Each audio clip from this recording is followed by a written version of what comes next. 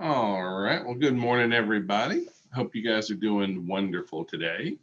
So my name is Alan Richardson. I'm going to be teaching this class. We're going to get started here in just a second. So I'll make sure that we have everybody up and rolling. So yeah, this today's class is being sponsored by Air Exterminators kind of thing. And so we really appreciate them very much for doing that. So we have gosh, we're just going to kind of jump right in here this morning. I don't see David on, so normally I let him talk, but so no big deal there. I did want to kind of go through, the rules, how this whole thing works. So this is a 3-hour continuing education class. If you didn't get a copy of the handout, you can find it at max1partners.com/CE class. So your mics and your cameras are turned off, so no worries there. You can be in your pajamas. But the chat and the QA are available. And if you have a question for me that you'd like me to answer, please put that in the question and answer section. The chat moves way too fast and I can't keep up with it and still look like I actually have my brain plugged in. So any questions, put in the chat. I'll try and stop periodically and answer any kind of questions that are in there, kind of thing. You have to be on for the full 3 hours to obtain CE credit, but Zoom tracks, if you log in, if you get knocked out, no big deal. Zoom keeps up with, just re-log in. If you get this weird notice that says that your class was canceled, it wasn't canceled. It's just this weird Zoom thing where if you change devices in the middle, they try and say that your class is canceled, but then it re-signs you up again. So it's, I'm sorry that it just throws some folks off, and we're trying to figure out how to make that not do that. So we're going to take a break about halfway through, about 10 or 15-minute break in the middle, because I am drinking coffee and I'm going to have to go potty at some point. If you've taken this class more than once in the last 12 months, it won't count for credit. CE credits normally come in 3 to 5 business days, only about 5 business days. But, don't worry about that. If you have any problems, you can email Heidi Kelly or you can call us, kind of thing. But just be patient, relax. This is going to be, we're here to have a good time and then hopefully enjoy and learn some information. So, I hope that you enjoyed today.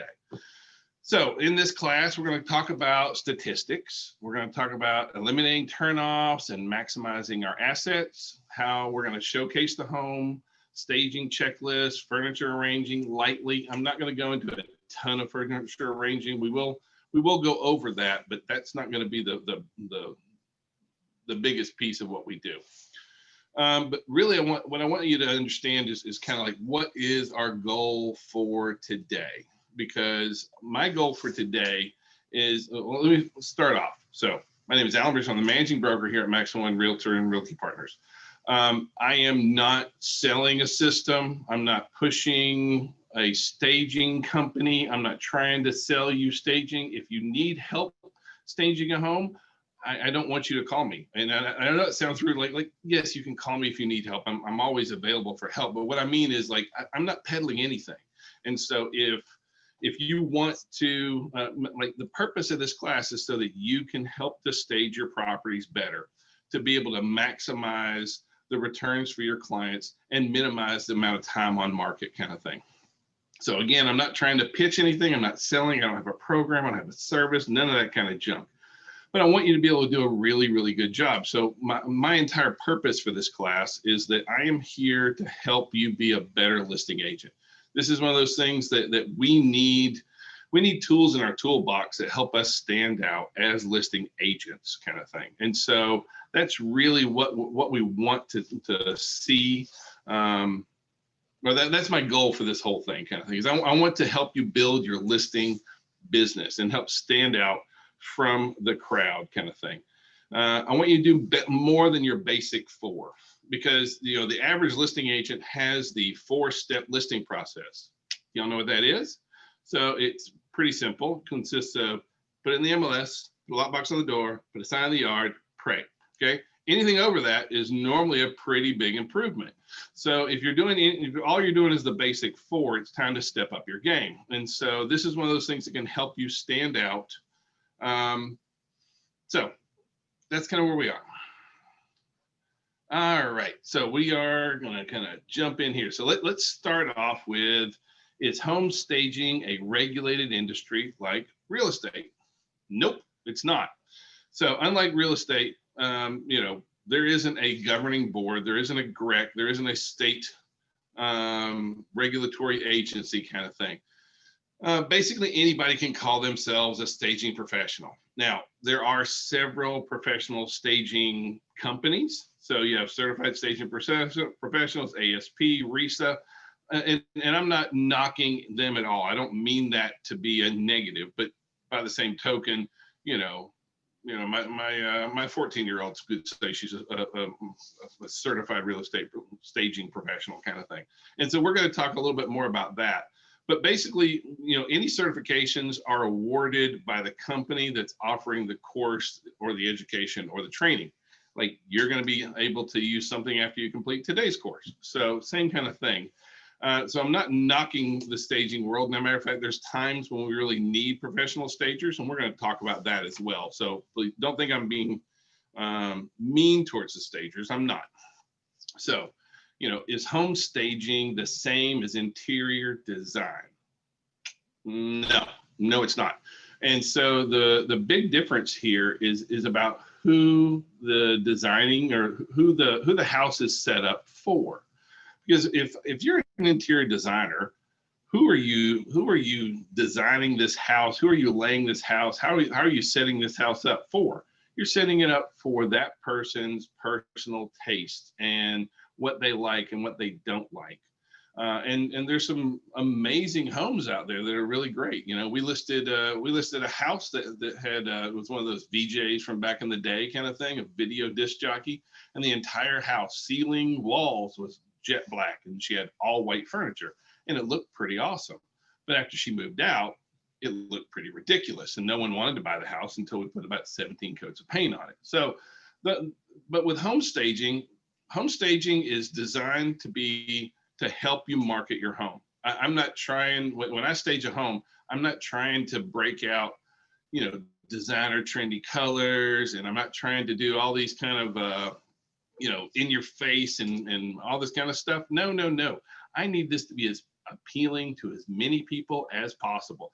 I'm trying to reach a wide audience. I'm trying to cast a really large net here kind of thing.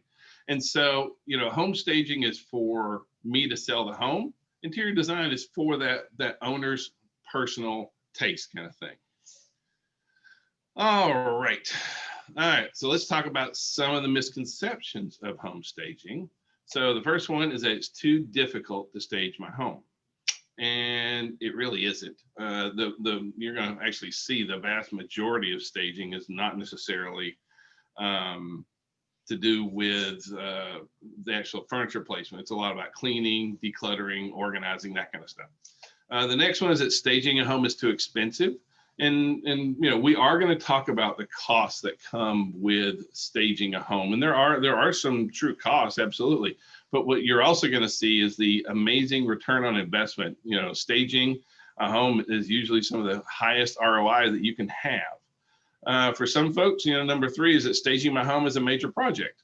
And so I know that this honestly could be the case. There are some instances where staging a home is a major project, but it's still worthwhile doing. Next one is too much work to stage my home, and you'll find that it will cost your sellers not to stage their home, not to set their home up properly kind of thing. Some folks only think that high-end or troubled homes need to be staged, and that's not the case because we're seeing it kind of across the board, or the only vacant homes. We're also, especially right now, we're hearing, well, it's a seller's market. I don't have to do anything to stage my home. And while, it is definitely a seller, depending on the price point, of course, it is definitely a seller's market, if you want to call it that. But that doesn't mean that we can't still maximize our value. One of the issues that we're having right now, kind of, across the board, is with values. And so a properly staged home, we find that, we always leave our staging and everything in place all the way through the appraisal, just because we find that it works better kind of thing. Some folks believe that home staging is unethical and that it hides problems. And I'm not here to promote unethical staging. I'm not talking about put a rug over the spot in the floor. No. That's not what I'm talking about. But we do want to make sure that we are bringing out the highlights of the home and really helping to showcase it so that we can sell the home for the most money in the shortest amount of time possible kind of thing. All right. let's see. We are going to let's move over here and talk about how many of our ilk are currently staging homes. And so right now, only about 51% of realtors are staging their homes. That means 49% are not staging their homes at all. So this is a pretty easy way to stand out. It's not that difficult to really stand out from the crowd here. And you know, for agents that really want to do a better job with listings, staging is one of those things that can really help push you forward. For the folks who do stage, you know, about a third of them stage all their homes. Only about 13% stage difficult homes to sell, and only 4% stage the really high pricey, high-end homes kind of thing. So the reason I point this out is because it's not difficult to stand out. You know, I really want you to take home with you today the fact that we can do an amazing job for our sellers and really help us stand out from the competition. Agents ask me all the time, I want to list more homes. I want to list more homes. Well, this is definitely one of those things that can help you stand out when you start talking to your seller about, you know, how you're going to prepare their home to sell. It really helps out a lot. So what do those numbers really look like? Well, let's talk about that. So, you know, overall, Zillow reports that a home incurs a 1% price reduction for every month. And, you know, I flip property. I'm not really selling the way I used to sell back in the day kind of thing. You know, we run the brokerages and I do a lot of training, that kind of thing. But even from my days, and I still flip property. And on average, I have a 1% hold cost every month. You know, the Zillow says that 1% price reduction for every month it remains on the market. So, you know, the longer homes sit, the more that's going to cost our sellers. According to RISA, which is one of the staging people out there, staged homes sell 87% faster. Another study showing that 95% of staged homes sell on average in 11 days or less, kind of thing. So overall, our buyers say that it's easier to visualize the property and understand that. You know, so many of our not so many, all of our buyers are starting their search online right now. And so how those homes look online, we're definitely going to talk about photography a little bit today too. But you know, we can already see where a buyer goes down through the list of homes and they're like, oh, that looks great. Ugly, ugly, ugly. Oh, that looks great. And they set up showings to go see the pretty houses. So we want our houses to show as positively as we can. So, all right. So what are our top 5 reasons to sell? So the very first one, we want to sell it faster. We want it to make more money. We want our sellers to be able to recoup their investment. We also want it to stand out from the competition. And we like to avoid kind of costly price reductions on the home. There's not a single one of these that's a bad thing for us, kind of thing. And I know that right now it can seem like, you know, because we're in such a intense seller's market at the moment, it can seem that staging is not a big deal. But I can promise you it still is a big deal. And the market is, you know, the only constant that we have in real estate is change. If you've been in this business for any amount of time at all, you'll realize that it is always in flux. And so we might be in a seller's market right now, but that doesn't mean that we're going to stay that way. And so that being said, I'm still finding huge value in staging our properties, kind of thing. So how much does it cost to stage a home? Because there really are true costs associated with staging. And so according to the NAR, the National Association of Realtors, they did a study and said that the median cost to stage a home was around $675. A lot of your staging experts, your pros, will say that it's a 1 to 3% of a home's list price is a little bit more of a realistic number, but it depends on, you know, for the most part, what we're going to be talking about today is cleaning, decluttering, setting the properties up, that kind of stuff. So let's talk about what the percentage of change in dollar value of staged homes. So, you know, this is also another study from the National Association of Realtors, and said that they felt that it's, you know, no one thought that it had a negative impact on value. 19% thought that it didn't really impact value at all, right? And then 22% thought that staged home increased the value of 1 to 5. You know, 6 to 10% increase was about 17% of realtors. You know, all the way down to 16 to 20, 2% of folks saw 16 to 20% increase in values. I think that's a little bit extreme. And then about a third of the folks have no idea at all. So, you know, it's definitely, we are decidedly undecided as a group as far as that goes. But overall, you know, on average, a staged home sells for 17% more than a comparable unstaged home. That's according to this study. I don't find that number nearly that high, but I still find it valuable, kind of thing. But the other thing is that, you know, if you look at like how long do buyers stay in a staged home versus a vacant home? Because a vacant home, buyers in a vacant home average about a 5-minute tour. They're just in and out, boom, boom, boom, boom, boom. And it's really hard to create any kind of emotional connection for most of our buyers. I'm not saying all buyers, but for a lot of our buyers, kind of thing. But for a staged home, a furnished staged home, the average showing time is 40 minutes. And so this is a lot more time to, you know, think about for our buyers to think about, well, how would my furniture look here? You know, what about this? How would I use this room? Oh, I see this. This works really good, kind of thing. And it helps for folks to really form an emotional attraction to the property, kind of thing. Because honestly, folks, we are selling lifestyle. We sell lifestyle so much more than we sell houses. And it's about relationships always anyway. So on average, it's about 1,000% return on investment, according to that study. But honestly, the bottom line for me, you know, is I don't see nearly a 17% increase, just being straight up.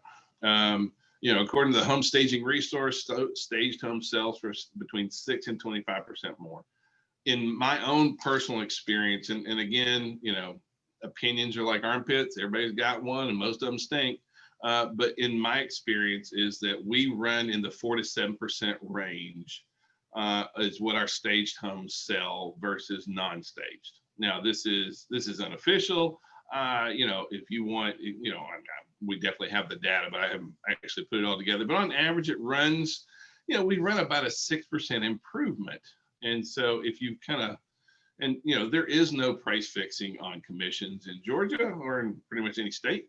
And so, you know, if I can increase the value of your home by 6%, what have I basically just done? I've paid for my services and made myself extremely valuable to my sellers. So this is kind of a big win. I've actually not paid for my service. I've even paid for the other agent services and on most part, kind of thing. And so that can really be a great selling feature, because I really do see around a 6% improvement in value by staging homes. Again, this is my personal experience, my opinions, and I'll show you some case studies later on. We'll look at before and afters, the whole 9 yards, and you'll see where I come up with those numbers. And it's not just something I just kind of plucked out of the air or out of my backside. All right, I'm going to stop really quick. I've got a few questions in here. I'm not sure what the first question is. So Joe, you're going to have to explain your first question. Let's see.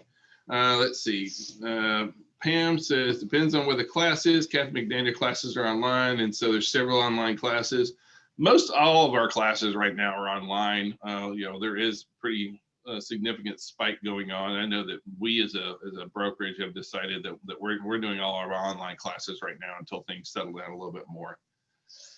All right, let's see. Sylvia says, do I charge the cost to the sellers? Yes, I do. But we'll talk a little bit more about who pays and how it's paid and that kind of thing. But yes, this is their home. This is their investment. So I definitely do that.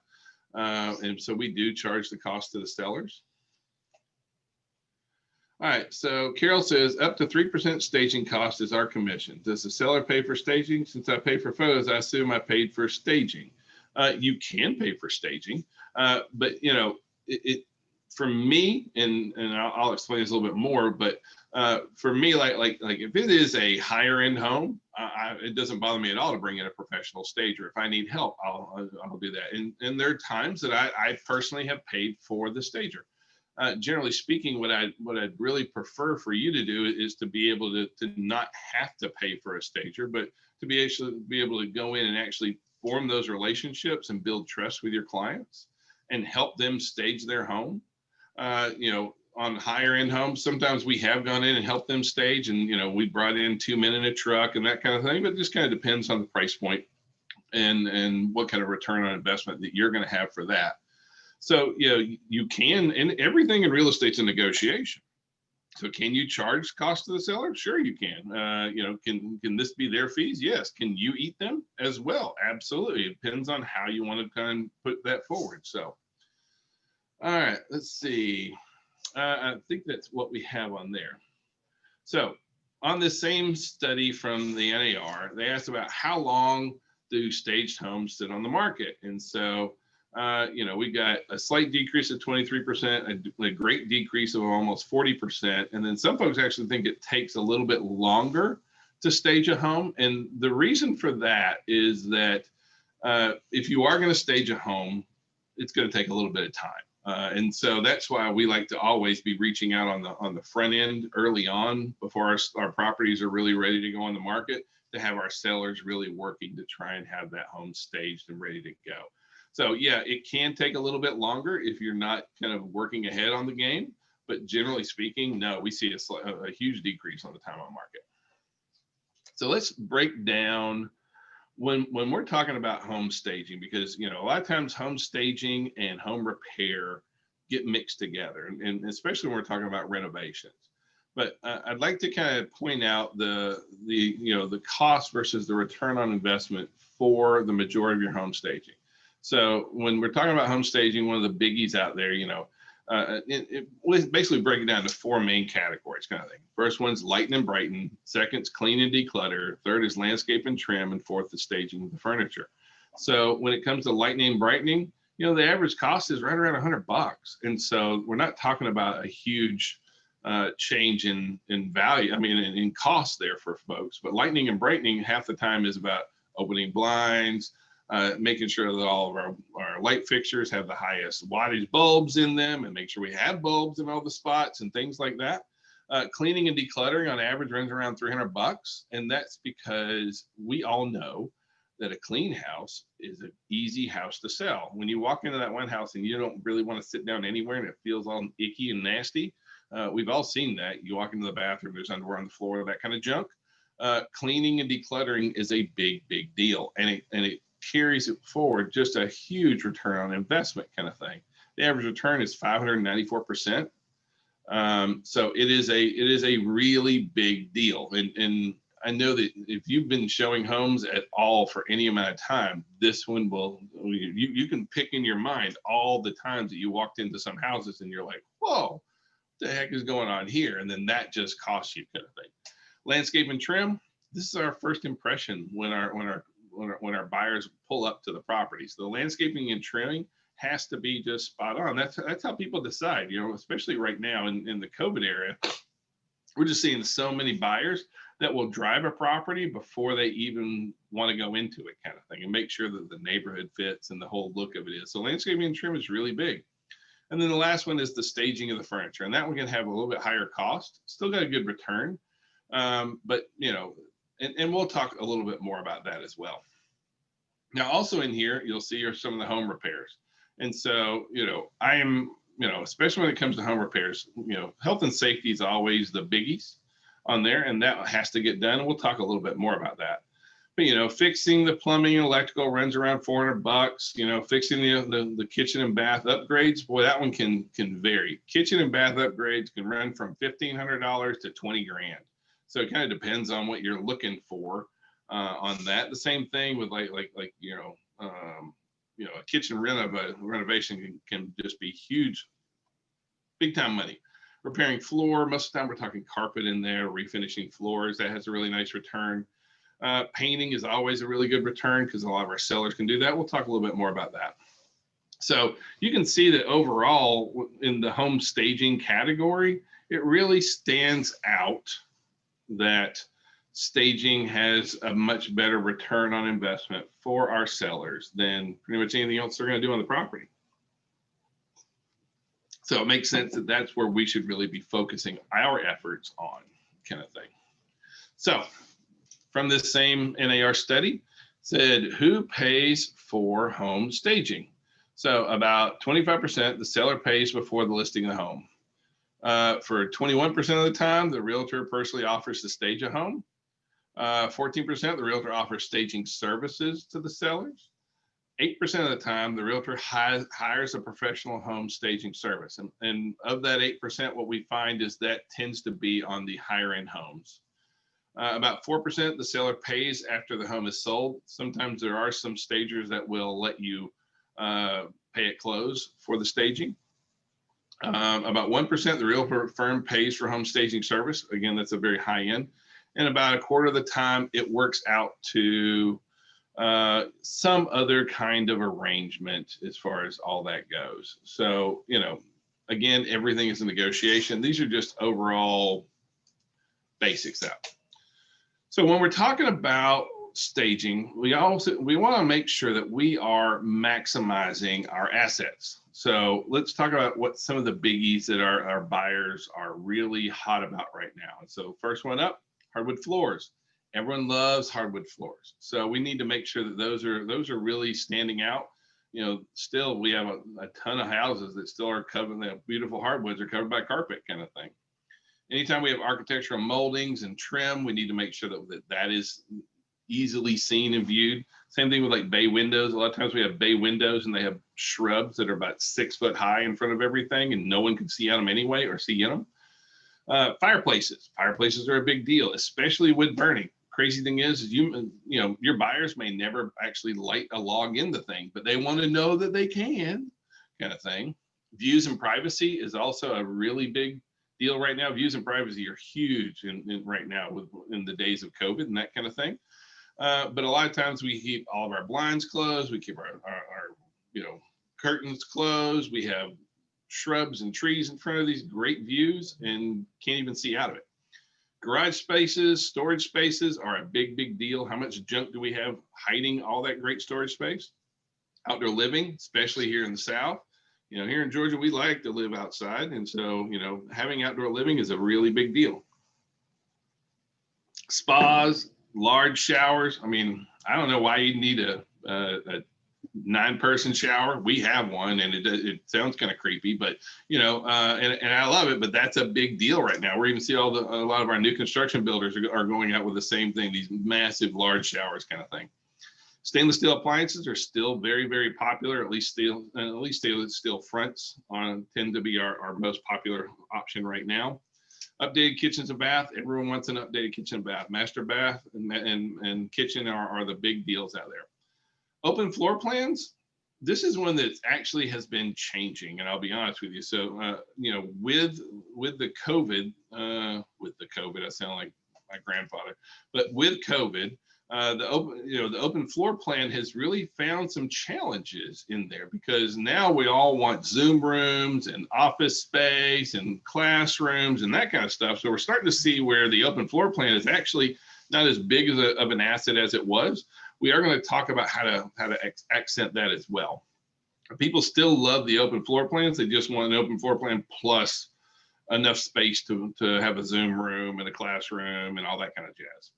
Technology, energy efficiency. You know, right now we are seeing all the full gamut of tech meeting homes, and it really is a cool thing. And then lastly is the laundry room. Laundry room is a really big deal. Our buyers love laundry rooms. I don't mean laundry closets. I mean actually rooms that they can walk into. Now, what's the other side of maximizing our assets? Well, we have to eliminate our turnoffs. So the very first turnoff that we got to eliminate, dirty. Icky, dirty, nasty. Dirty does not sell, okay? Dirty costs big bucks because no one walks in the house and be like, you know what, I was hoping I could move in and clean right away. Dirty costs money. Next, dated carpet. You know, we all seen the carpet with the you know, looks like someone was murdered on it in the middle of the room kind of thing. That costs our sellers money. Dated kitchens and bathrooms, big deal also. Single pane windows. You know, everyone's worried about energy efficiency. So single pane windows are another down. Any kind of dirty laundry hanging around the house, that kind of stuff. Ugh. Florals, wallpaper. Oh, the bane of my existence. I hate wallpaper. I know there's hip, trendy, cool wallpaper out there right now. I got it, Most of the wallpaper that we're all seeing is from the 70s and 80s, and it looks like, you know, the 80s threw up on their wall. So dark spaces, one thing we will definitely talk more about is light sells houses. So dark spaces is out. Brass light fixtures also out. Really, really strong colors. Not a big deal, doesn't help us at all. Reptiles and pets, any kind of creepy pets, that kind of thing, big turnoff. We'll talk more about that as well. Overgrown yard, you know, if the house looks like it's REO, looks like it's a bank-owned home, that doesn't help your values either. Odors are a big deal, because if you walk in and it smells stinky, you don't really want to go any further, kind of thing. Also, the house that is too personalized, the family photographs everywhere. You know, we had one of our sellers, you know, grandma, she had like 80 different pictures of the grandkids on the wall. That needed to go. And then, of course, dirty toilets and bathrooms are disgusting, and we need to get that fixed. So, but Alan, is that really a big deal here?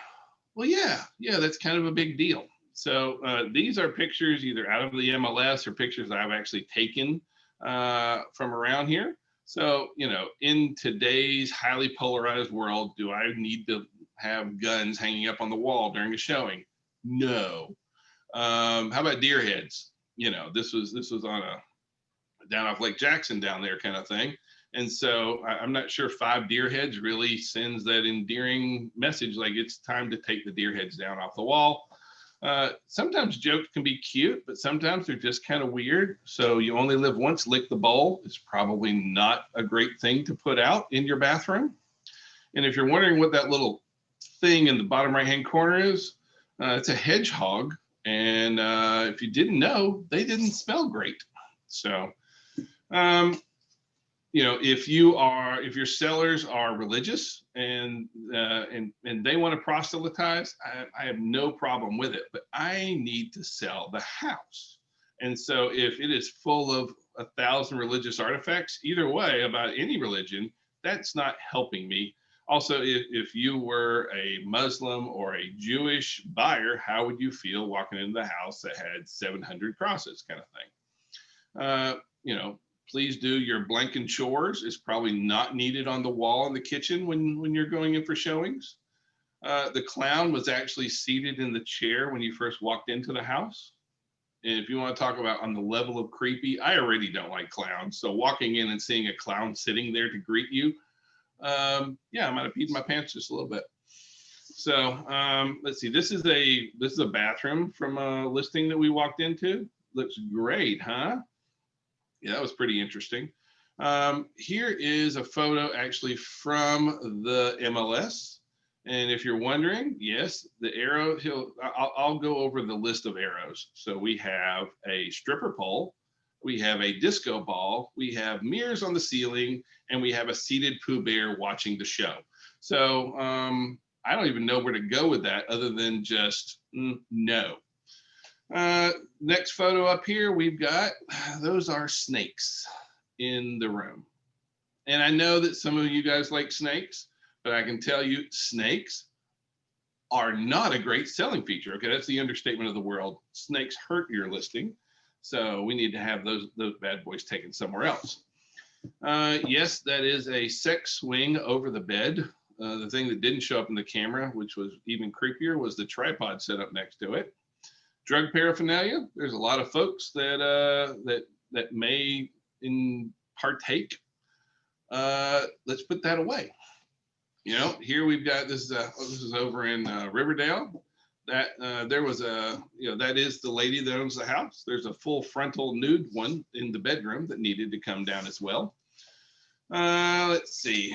Oh yeah, we have Japanese love dolls. Anytime that you have window units or area heaters, what does that say to you as a buyer? That says this house is not cooling. This house doesn't heat you. In the bottom left-hand corner, that is the husband and his dog. So the husband is in the stainless steel urn, and his dog, who was named Jack, is in the bottle next to him, kind of thing. And on one hand, that can kind of seem funny, but you know, we are, you know, overall, a lot of our sellers are getting older. And we are seeing more and more folks, and so we've had to have several of those I would say kind of a challenging discussion with our sellers. We need to put your husband away. We need to keep him safe. We don't want someone opening that up and rummaging through. Not saying that they would, but they could. So you have to have a very respectful conversation about that as well. And then this room here is just the this is a room that nightmares are made out of for realtors. So this kind of stuff is all out there in our world right now. We're seeing all that. Now that one wasn't actually one of mine. It's one I found online. So let's talk about, what do our clients need to put away? So of course, drug paraphernalia, not a big deal. Taxidermy. I understand that was an 8-point buck and you're really proud of it. Put him away. Doesn't need to be there. Any kind of firearms, weapons, we don't need those out there. Creepy collection, skulls, dolls, insects, snakes, get them gone. Anything political, okay? So if you are like MAGA, woo, Trump, or if you're like Biden, woo, Biden, I don't care. We need to be apolitical, and you have the potential to either aggravate half your buyers or sellers by being political. Now, do you want to sell your house, or do you want to be political? So I don't want any of my clients to have anything political up at all. Any kind of mouse traps, roach motels, that just says, hey, we've got a problem. No cameras by the bed ever. Any sexy stuff, all the sexy stuff should be away somewhere, hidden deep in a box kind of thing. We need to deal with if we have any kind of issues with the departed. I don't mean like ghosts, but like, urns and ashes, that kind of thing. Creepy pets, snakes, I can't even talk, snakes, rats, exotic pets, that kind of stuff. Also, we need to make sure we're getting away our prescription and other drugs. Those don't need to be out. Same thing with jewelry. I don't know any realtor that's going to do anything like that, but we also know that sometimes people just kind of hit a house and they go everywhere kind of thing. We can't watch everyone at all the time. So religious artifacts need to be cut down. Signs of smoking is a no-no. Normally it hits you with your nose, but sometimes you can see signs of smoking throughout the house. Portable heaters, portable ACs are out. And then any kind of nudie stuff, nude pictures, statues, those kind of things, they need to be gone kind of thing. So I'm going to stop and catch a few more questions here really quick. So let's see. First question is, up to 3% of staging costs is our commission. Does the seller pay staging? Since I paid for photos, I assumed I paid for staging. You could pay for staging if that's what you wanted to do. For me, it kind of depends on the price of the house and what we're going to do. Generally speaking, I try to advise them throughout the course and kind of help them with that. Shelly asked, is the price on clean and declutter assuming someone is being hired? No, that is for that cost is assuming that the seller is doing that. Next one, another question says, I tell clients that I don't have a problem with their packed boxes to be stored in the garage since they're moving. Is that understandable? And I'm not talking about the clutter. I personally believe in getting it out. And for the same reason as we go through, I'm going to talk to you about, especially when you get to storage areas, you only want your storage areas 2/3 of the way full. If it's more than 2/3 full, then like if you've ever opened that front closet and all the door, all the winter coats for 17 years come pushing out the end kind of thing, it makes that entire closet look like it doesn't have room. And so I'm a big proponent of using pods and things like that. Take those, go ahead and put it in a pod. Let's get it out of here, because that's going to make that storage area look more spacious kind of thing. Let's see. Sophie says, what do you think of high-end professional photography for children staying on the walls? Like popular Smallwood prints right now, super trendy and looks staged. If it fits in, I don't, if it overall works to accent the property, but not accent the child or make it too personal, then I'm okay with it. But if it makes it really personal, I need my buyers to be able to picture their kids on the wall kind of thing. So if it doesn't look too personal, I'm cool with that. Shelly asked, what about nude artwork? Nude artwork is a no-no that needs to go. I know it might be tasteful, it might be classy. You know, a lot of guys will have that bar in the basement and you got some chick laid out back there kind of thing. No, it really shouldn't be. It doesn't help you is what I mean by that. Joe says, do ghosts have to be disclosed? Here in Georgia, ghosts are not considered, or spirits are not considered a hidden material defect. And we will talk a little bit more about hidden material defects, but no, ghosts don't have to be disclosed. But the only caveat is if someone asks you, you do have to be honest kind of thing. Just like if someone dies in a property, we don't have to disclose that. But if someone says, hey, has someone died here, then we have to be honest about that. All right, let's see. All right, so let's move on here. So let's kind of talk about the steps of home staging. And basically we're talking about two different things. One is preparing the home to be done in advance of showing, and then presenting the home and creating the experience for your buyers kind of thing. So let's start off with caring enough to have tough discussions. One of the hardest things I feel to be a very effective listing agent. And again, I told you, my approach to staging is as a listing agent to take care of my clients. And so we have to care enough to be honest. We have to care enough to have really difficult discussions. I mean, maybe not necessarily difficult, but we have to really care enough. See, the challenge is for most folks is that they just want a listing and they'll do anything for the listing. Especially if you haven't done a lot of listings, there's a lot of agents that will quote unquote buy a listing, list it for any price out there that the seller wants, even if it's ridiculous, that kind of stuff. So, if you're going to be a very effective listing agent, one of the qualities that I find across the board for very successful listing agents is that they're honest. And I don't mean that they're like brutally honest. You don't have to be mean honest, but you have to care enough to speak truth. You have to care. And so these can be some extremely difficult conversations to have.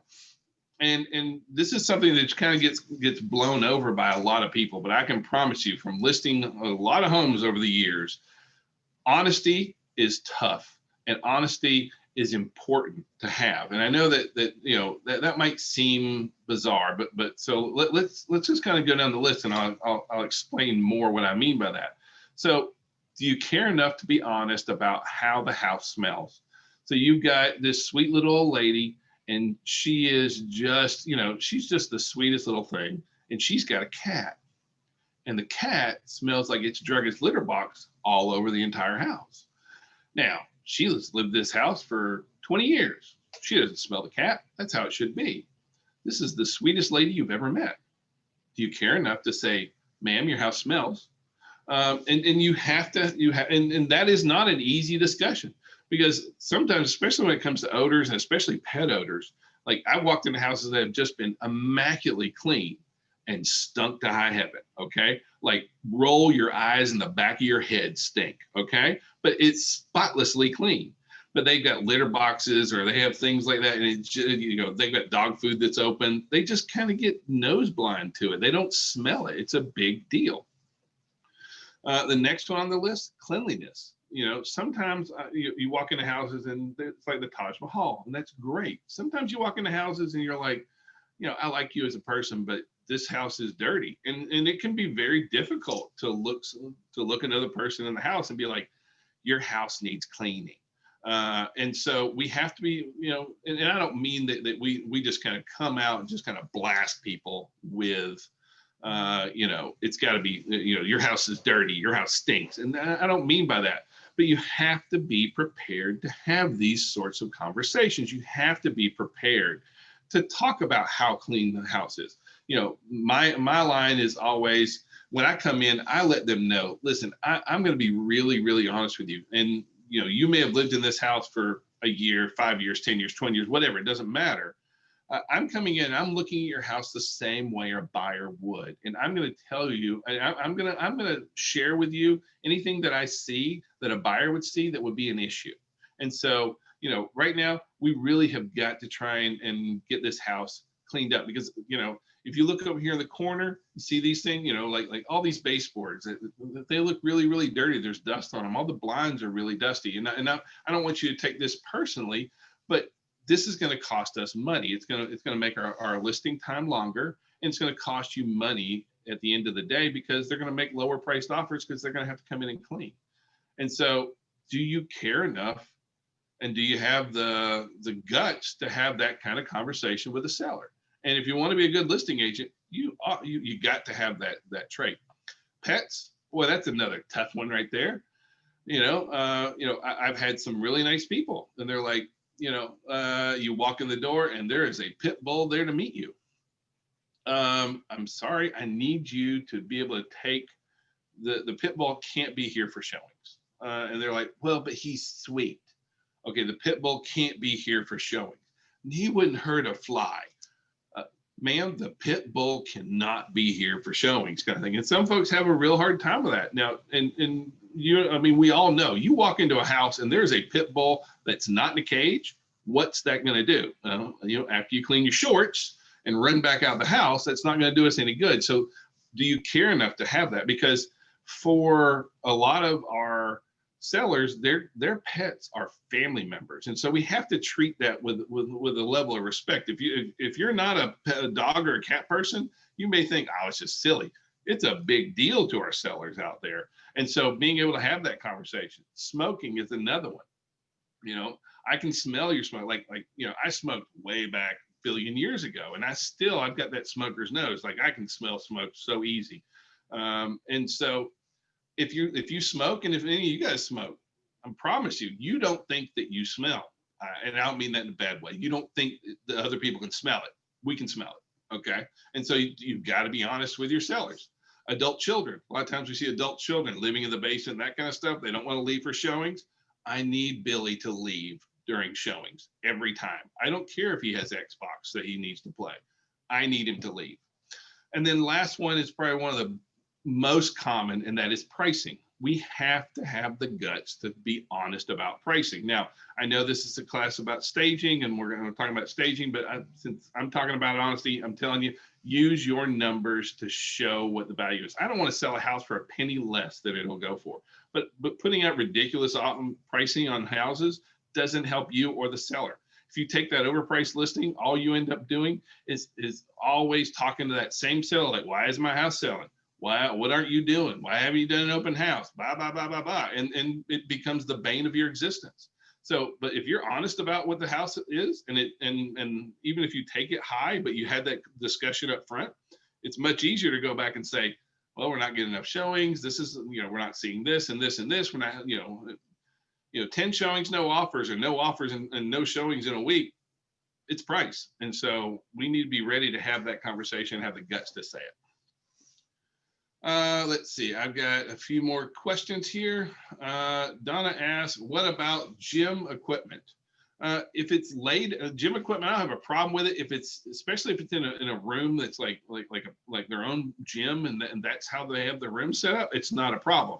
But now if it's at the foot of the bed and you have to step over it to get to the other side of the bed, then that gym equipment needs to go.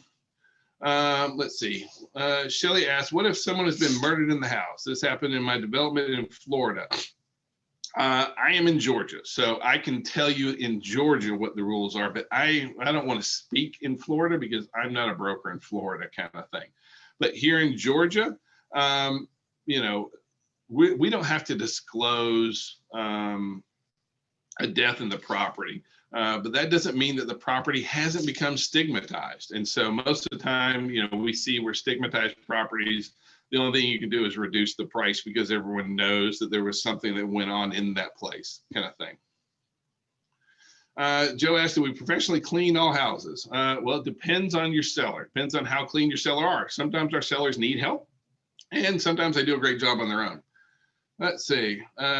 And says, sometimes I pretend I'm a buyer looking at their house saying what buyers say. They laugh and they see the problems and fix them. Absolutely right. You're spot on, Ann. I see that as well. And I'm actually going to give you some tools to use to help with that.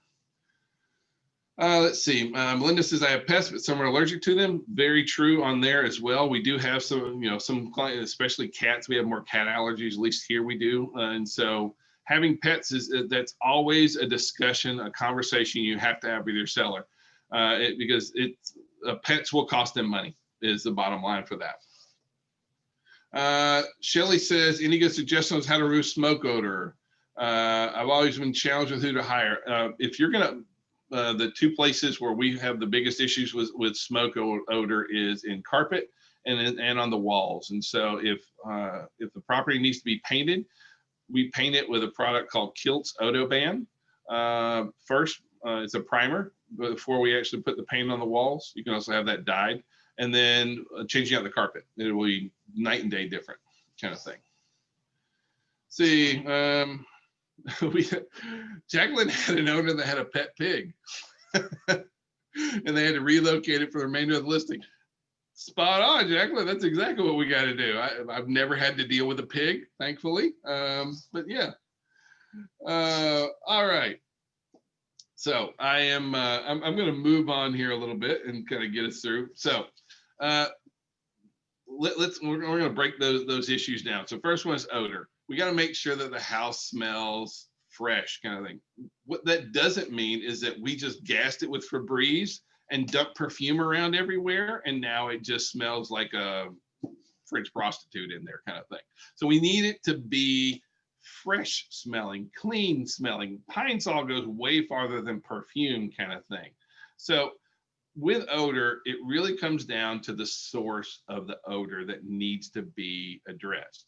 Like a lot of times we have, like especially folks that have dogs, they may have dog food that's not put away. Open dog food stinks, but a lot of times you don't notice it if you have dogs and that kind of thing. So so sometimes it's about that. Sometimes we got to relocate the litter box, and sometimes we, maybe there was some mold or mildew or something that we have to do. But sometimes there's just smells that need to be addressed. And so with odor, it's not about masking the smell. It's about finding the source and having it cleaned or corrected, kind of thing. So don't just, please don't just, we've all walked, well, not everyone, but I've walked into houses before and you schedule a showing, you walk in and it's like someone just opened a bottle of Febreze everywhere. And if you're walking in with your buyers and you're like, okay, there's something wrong because no one can live in this kind of fumigated mess, kind of thing. So then it makes it even more noticeable, kind of thing. So fix the source of the odors, kind of thing. We got to make sure that the foyer is clean when we walk in. So all the doors, the hardware, all has to be sparkling clean. This is when they first walk in the door. We got to wipe off any fingerprints, which are really common up there, scuff marks. If it needs a new welcome mat, go and get one, kind of thing. Some of our houses have these welcome mats from like 1960 and they're all worn out. They have like a track running through the middle of it. Check the coat closet, make sure it's not completely overgrown with old sporting equipment and that kind of stuff. After that, you want to move into the kitchen. House, when it comes to clean, the kitchen has to be spotless. And so it starts with wiping down the cabinets. You'd be amazed how much food is on cabinets. Now, some folks are like, if you don't do a lot of showings, I can promise you, when buyers walk in houses, even in COVID, I know they're not supposed to, but they touch everything, especially before COVID. They don't touch it as bad anymore, but they went in and touched everything. They open everything, kind of thing. And so you got to make sure that the appliances are clean inside and out. They're going to open the microwave. They're going to open the stove. Sometimes they'll open the refrigerator for some unknown reason. We want to make sure that the stove hood is clean up underneath there, kind of thing. I want to make sure that the grill is clean on there. Pull out, when's the last time you cleaned underneath your refrigerator? I don't want to know. But the microwave inside and out, under the sink, how much junk is under there, wiping down the blinds and shades in there, and making sure we have all the light that we can get in the kitchen. We need the kitchen to be as bright and light as possible. Bathrooms. All right, so the bathrooms have to be spotless. I mean, same thing. If you walked into a restaurant and if the bathroom is nasty, what's your feeling about the whole place? If the bathroom's dirty, the whole place is dirty. You know, that's just kind of the general take for most Americans is that if the bathroom's dirty, it's dirty everywhere, kind of thing. So we want to make sure that they get behind the toilet, underneath the toilet, under the sink, that kind of stuff. You know, trying to have only the essentials out on there. You know, clean underneath the vanity, scrub the floors, clean the grout lines. A lot of times, you know, the grout is not really that color, kind of thing. Try and remove as many personal items, you know, especially like that shower caddy in the shower that's, you know, had 500 products hanging out of the thing. I only know because it's that way in my house too. You know, make sure the prescriptions are out of there. Make sure that we clean the, well, I mean, it's affectionately called the fart fan, but you know, it's that ventilation fan in the bathroom kind of thing. But sometimes you flip that switch and it's like, rah, rah, rah, rah, rah. It's just where it's full of dust and stuff because, you know, bathrooms is where we use toilet paper. Toilet paper makes a lot of dust. That's why all the vents are always so clogged up. So want to make sure the bedrooms are clean, washing all of our sheets and blankets, comforters. You know, for most of us, the last time that we cleaned our curtains in our bedrooms is when we moved in. Make sure that there's no stains on any fabrics because that can look inappropriate. If you've ever seen, like, we had a client, her daughter used white nail polish on her bed, on her red comforter on her bed. And you can imagine what the white nail polish on her red comforter ended up looking like. It needed to get changed. Wipe down the furniture, the walls, the floors of the closets. Trying to keep the laundry out of the room is a toughie. But make sure that it's all put away. Try and give the kid, you know, we like to use laundry baskets with our kids' rooms kind of thing. Put some, you know, tell the kids keep their toys on a blanket, then you pick up the four corners and throw it into a hamster, my goodness, a hamper, or a laundry basket kind of thing right before the showing. So utility and storage rooms, we got to sweep and wash the garage floors, you know, like, you know, all the way through, like the windows, like especially in garages, a lot of times the windows will have like 3 inches of caked up dust on them kind of thing.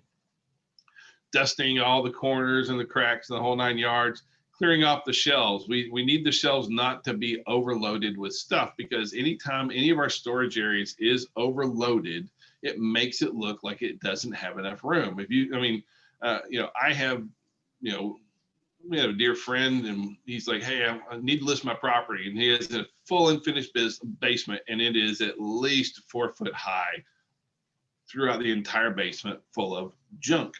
So the basement, you know, that is a horrible feature, you know, like I've got all this great storage and it looks terrible. I can't sell the house that way. So it's got to get cleaned out. So, you know, if you can remove any kind of stains from the garage floor, if we can, that's another big deal that really helps it really pop out there.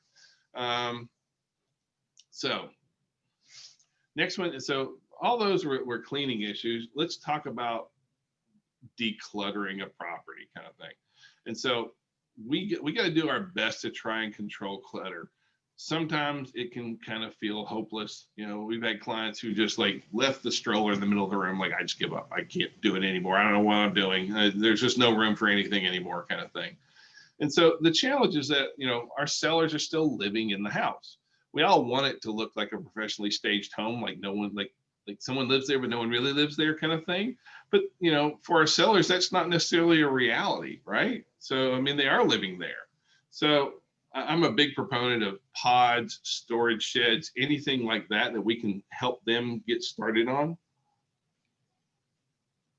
So it is, and you know, trying to declutter is a challenge for a lot of our clients. So there are some areas where it definitely stands out more. So how about in the kitchen? If you want the kitchen to really pop, you clear all of your small appliances off your countertops. If you go in and you look at a new construction kitchen, they look amazing, right? Slabs of granite, countertops everywhere, it's wide open. There might be a couple little things here and there. That's what we want. That's really what we want out of that. But the reality for a lot of our, like even my house, my appliances have appliances, which doesn't make any sense. Like I have a coffee machine, but I also have a French press, and I also have a little grinder doodad. So yeah, I've got my appliances have more appliances, and those have more appliances, kind of thing. And so it all ends up just sitting out there on the countertop kind of thing. So we got to get those put away. We want to try and keep our towels and our pot holders in drawers, not just kind of hanging on the door handles, that kind of stuff. Put sponges and cleaners in a shallow bowl under the sink. Anything that they rarely use, you want them to go ahead and get them put away. So like, butt pans, fondue pots. I mean, when's the last time somebody really used a fondue pot? Honestly, that needs to go ahead and get put away. Now, the thing about decluttering that is, that's very important for your sellers, and it's very important for you to actually get to be able to sell property. And that is, if you've ever had a seller that didn't go in and declutter their home, because we've had this happen to us. They didn't want to declutter, just list the property, and then you get an offer that's reasonable. It's not the best. It may not be full price, but it's definitely in the realm of, okay, this makes sense. I can see this. We can probably negotiate that out. But if the seller hasn't started decluttering, organizing, moving, we've seen where offers come in and like they want to move as quick as possible. And the seller's like, there's no way I can get this house cleaned up right now. There's no way I can be prepared to move in 30 days. There's no, all that kind of stuff. And a lot of it comes because they haven't actually started the process of decluttering their lives. And so having them go through early on and declutter and clean and organize their house will actually, it starts the whole thing rolling kind of thing. It really does make your life a lot easier. So, all the weird collections of cups and plates and all that kind of stuff, pack them away, put them away. Your pot racks should just have your display pots on them. You shouldn't have pot racks where it looks like there's still food stuck on them, that kind of thing. Seasonal cookie cutters, old aprons, the things, kiss the cook kind of aprons that are just kind of there in the way. Let's go ahead and get those put away. And then make sure we're removing any kind of evidence of any kind of problems, ant powder, that kind of thing. In the bathrooms, get your prescription drugs out of the bathrooms kind of thing. Secure them in a different location, keep them safe kind of thing. Find a different place for jewelry or, any of your rarely used toiletries kind of thing. We like to get those little, they're like fancy milk crates kind of thing, and put that in there kind of thing. So all the extra linens that are everywhere, that kind of stuff. Put out fresh shelf liners in there. If there's any kind of evidence of mothballs, get them out. Not only the smell, but the mothballs themselves. Clean and repair any, in the grout. We're going to talk about grout a little bit more in a minute. So, in your bedrooms, pack out all of your off-season clothes and linens and get them off site. You want a nice, pretty set of linens for each bed. A couple of decorative pillows. You don't need 15 pillows on the bed kind of thing, but just a couple on there will be really nice. A couple of family photos on display are okay in the bedroom. Just don't go overboard. We need the buyers to be able to picture themselves living in the house. And so if it's over personalized, then that's not going to go for us kind of thing. So in your living room, kind of edit your book piles. You'll find that you've got magazines from years or two in there kind of thing. Is there enough lighting in the living room? Especially if the home's older, it may have floor lamps in there instead of having a ceiling fan or can lights, that kind of stuff, depending on the age of the home. So making sure there's enough light in the living room is a big deal. Clean the window treatments and the windows, make sure those are great. You want to make sure that we're going to talk about furniture arrangement and artwork here in a little bit, but you want to make sure that those are in good condition. A few accent pillows are fine. Try and limit the number of toys in the living room, or at least keep those corralled onto, we like to do the whole, hey kids, keep all your toys on the blanket, and then we just pick the 4 colors of the corners of the blanket up, and then we store those away. It makes it pretty easy. Your high traffic areas, you got to make sure, especially that front door, that is your first impression. So it should have a pretty obvious spot where things get set, but they shouldn't be full of stuff. All your out of season sporting goods, like if you're in my house, everything is everywhere. You want to make sure that all the out of season sports are put out of the way, that they make sense. Make sure your doorbell works. That's a really big deal. I know maybe it's not a big deal, but it is a deal kind of thing. You know, how does the house look when you first walk in? Sometimes some of our sellers have turned their front door into like makeshift mud rooms that just really don't work. And so they have like hooks and things hanging on the wall, scuff marks everywhere. That needs to get changed back to where it really is a foyer. So I want to talk a little bit now about light and bright, because light sells houses. And so if you don't take anything else from today, please take this: light sells houses. So that means repairing broken light fixtures, putting in new bulbs, moving furniture away from the windows. Sometimes it means about replacing drapes, and sometimes it means opening the curtains all the way. And so like on most of your curtains, the rods will extend out past the window. And so one thing we really like to do is open those curtains up a little bit wider, or the curtain rods a little bit wider, so that I can position the curtains all the way to the outsides of the window, to where the curtains are actually over the wall, and as much of that window is exposed, because that's going to let just a ton of natural light in, kind of thing. So also we got to make sure that we're cleaning the windows inside and out. Adjusting, as we talk about adjusting that, pull blinds as far to the top of the window as possible, or at least open them up as much anytime there's some showings. Sometimes you will get some pushback from your sellers. Some of your sellers don't like to have their houses opened up and that kind of stuff. But again, we want them to know that light sells houses. If you have a room that doesn't have enough light in it, add more lamps, kind of thing. Also, whenever possible, I like to leave lights on for the house. I mean, lights on for showings. You know, we use showing time. We always let our clients kind of manage when those showings are happening. So anytime that we can leave the house lit up, we always do it, and it does show better, kind of thing. All right, I'm going to stop again and just check a few of our questions again. Let's see. Photo tiles are the new trend. Do you think these are presentable enough to leave on the wall? Some contain photos, with others have wording, nature, that kind of stuff. I do think that photo tiles can work if they aren't, again, too personal. And it just kind of, if it works with the overall flow of the room, I don't really have any kind of problem, because I still like artwork on the walls, kind of thing. So I don't have any kind of problem with those. Let's see. We have, oh my God, 1,000 plugins. Yes, we've seen the 1,000 plugins house. Let's see. Melissa asks, how do I feel about security cameras inside and out?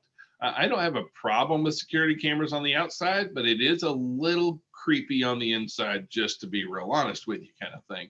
We're also seeing all kinds of spy cameras everywhere, and you know, I don't really recommend that being done either, but it's most of the time that's not done with our knowledge anyway. But no, I'm not a big fan of security cameras on the inside. It just kind of feels a little bit creepy. But some of your sellers will have them up there, kind of thing. So I'm not going to promote it. I can promise you that. See, Mel asked, can pushing on these items too much make the iBuyer option more attractive for sellers? And that's a really legit question, Mel. I agree with you that there is a like the appeal for the iBuyers is the fact that it is very painless and easy. And so I do understand the concern with possibly losing a listing to an iBuyer. But with that, it really comes down to the value proposition and what they're wanting to do. So, we've seen where we had sellers that just didn't want to deal with it. They didn't want to do it. Well, that's going to fetch a certain price. If you want to go with an iBuyer, that's going to fetch a certain price. Or if you want to go and make these repairs, that's going to fetch a certain price. What I can't do is I can't get you this top dollar if the house is not in top dollar condition, kind of thing. So I do understand what you mean by that, Mel, and I do think that's that's kind of one of the big challenges right there. But on average, the average iBuyer is costing our sellers somewhere in the $30,000 to $40,000 range to go through the iBuyer, and so there's normally a pretty big. It normally hits them pretty heavy in the pocketbook. So if they're willing to do that, I can still sell your house, especially in this market right now. The iBuyer market share is way down right now, and simply because we have way more buyers than we have sellers right now. So I do understand your concern, but still there is value. Not every one of your buyers, I mean sellers, I'm sorry, not every one of your sellers is going to embrace staging, cleanliness, that kind of stuff. But a lot of them will, kind of thing. All right, Teresa says, when people, when people declutter, what about nail holes? Many times trying to paint these over makes it worse. The paint never matches. So if you have nail holes that need to get covered, then the wall needs to get painted from corner to corner for it not to look ridiculous. And so if they're gonna do that, then my favorite tool honestly is Magic Eraser. I'm gonna do the Magic Eraser way first or way before that kind of thing. And then a lot of times the holes will just kind of blend away. But if it really does need to get painted, just make sure you go from corner to corner. If you do the entire wall and it just breaks at the edge of the wall, it's much less to paint normally. All right, and then I have one last question about what are my thoughts on curtains, remove or just clean them?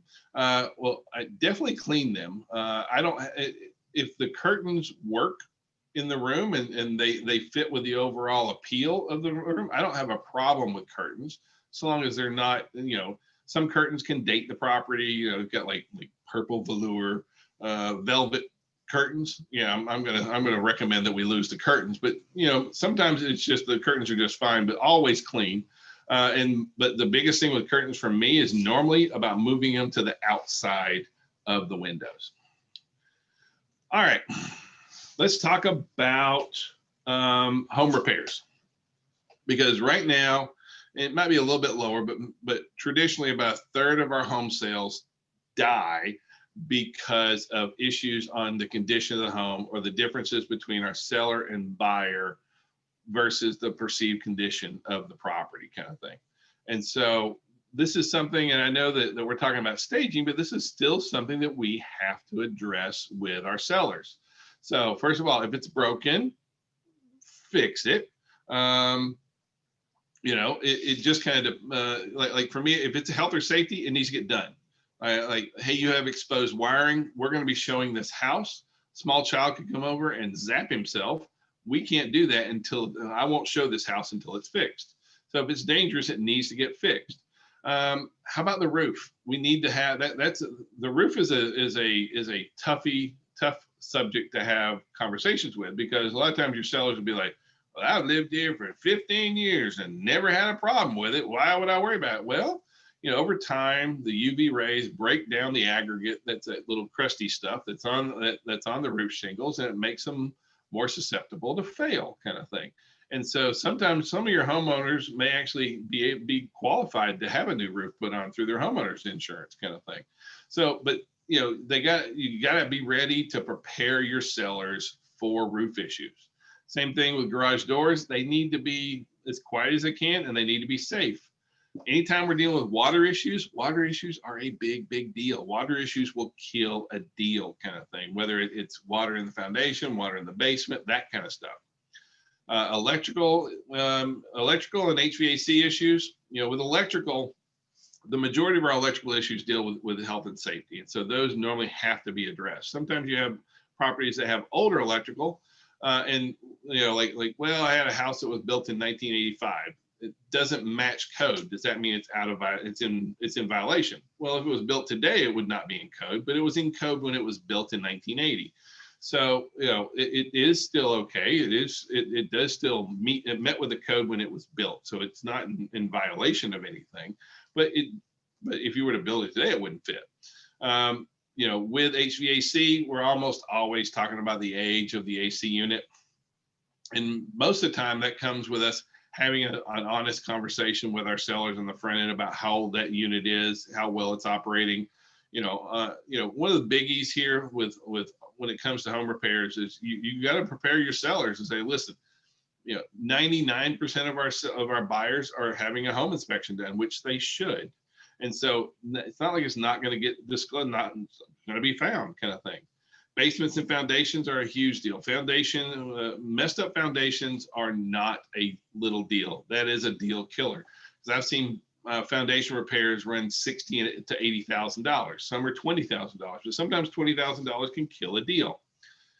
Flooring and painting are much easier to have that conversation about. But we have to address disclosures, okay?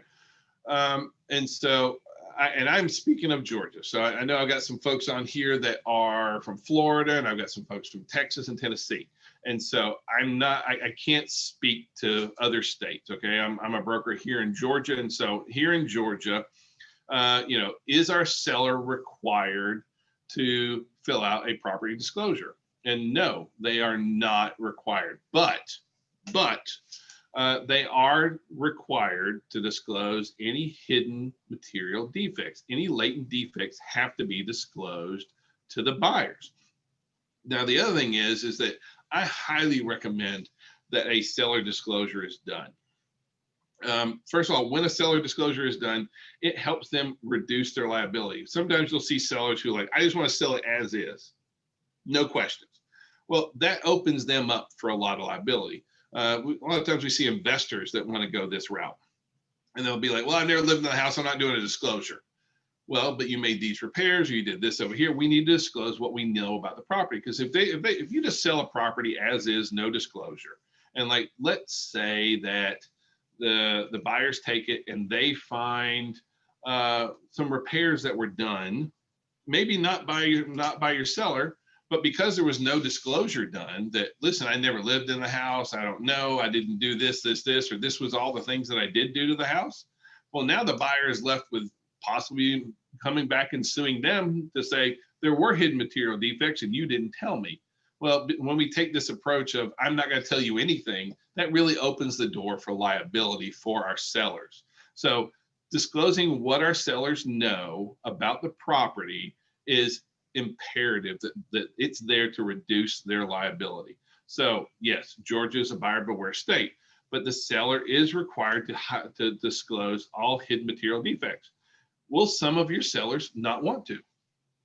Yes, but it's time to step up, and they need to understand that they're putting themselves at risk. And also, as a realtor, if a seller says, listen, this has happened here, or the septic system backs up, but I don't want to tell anyone.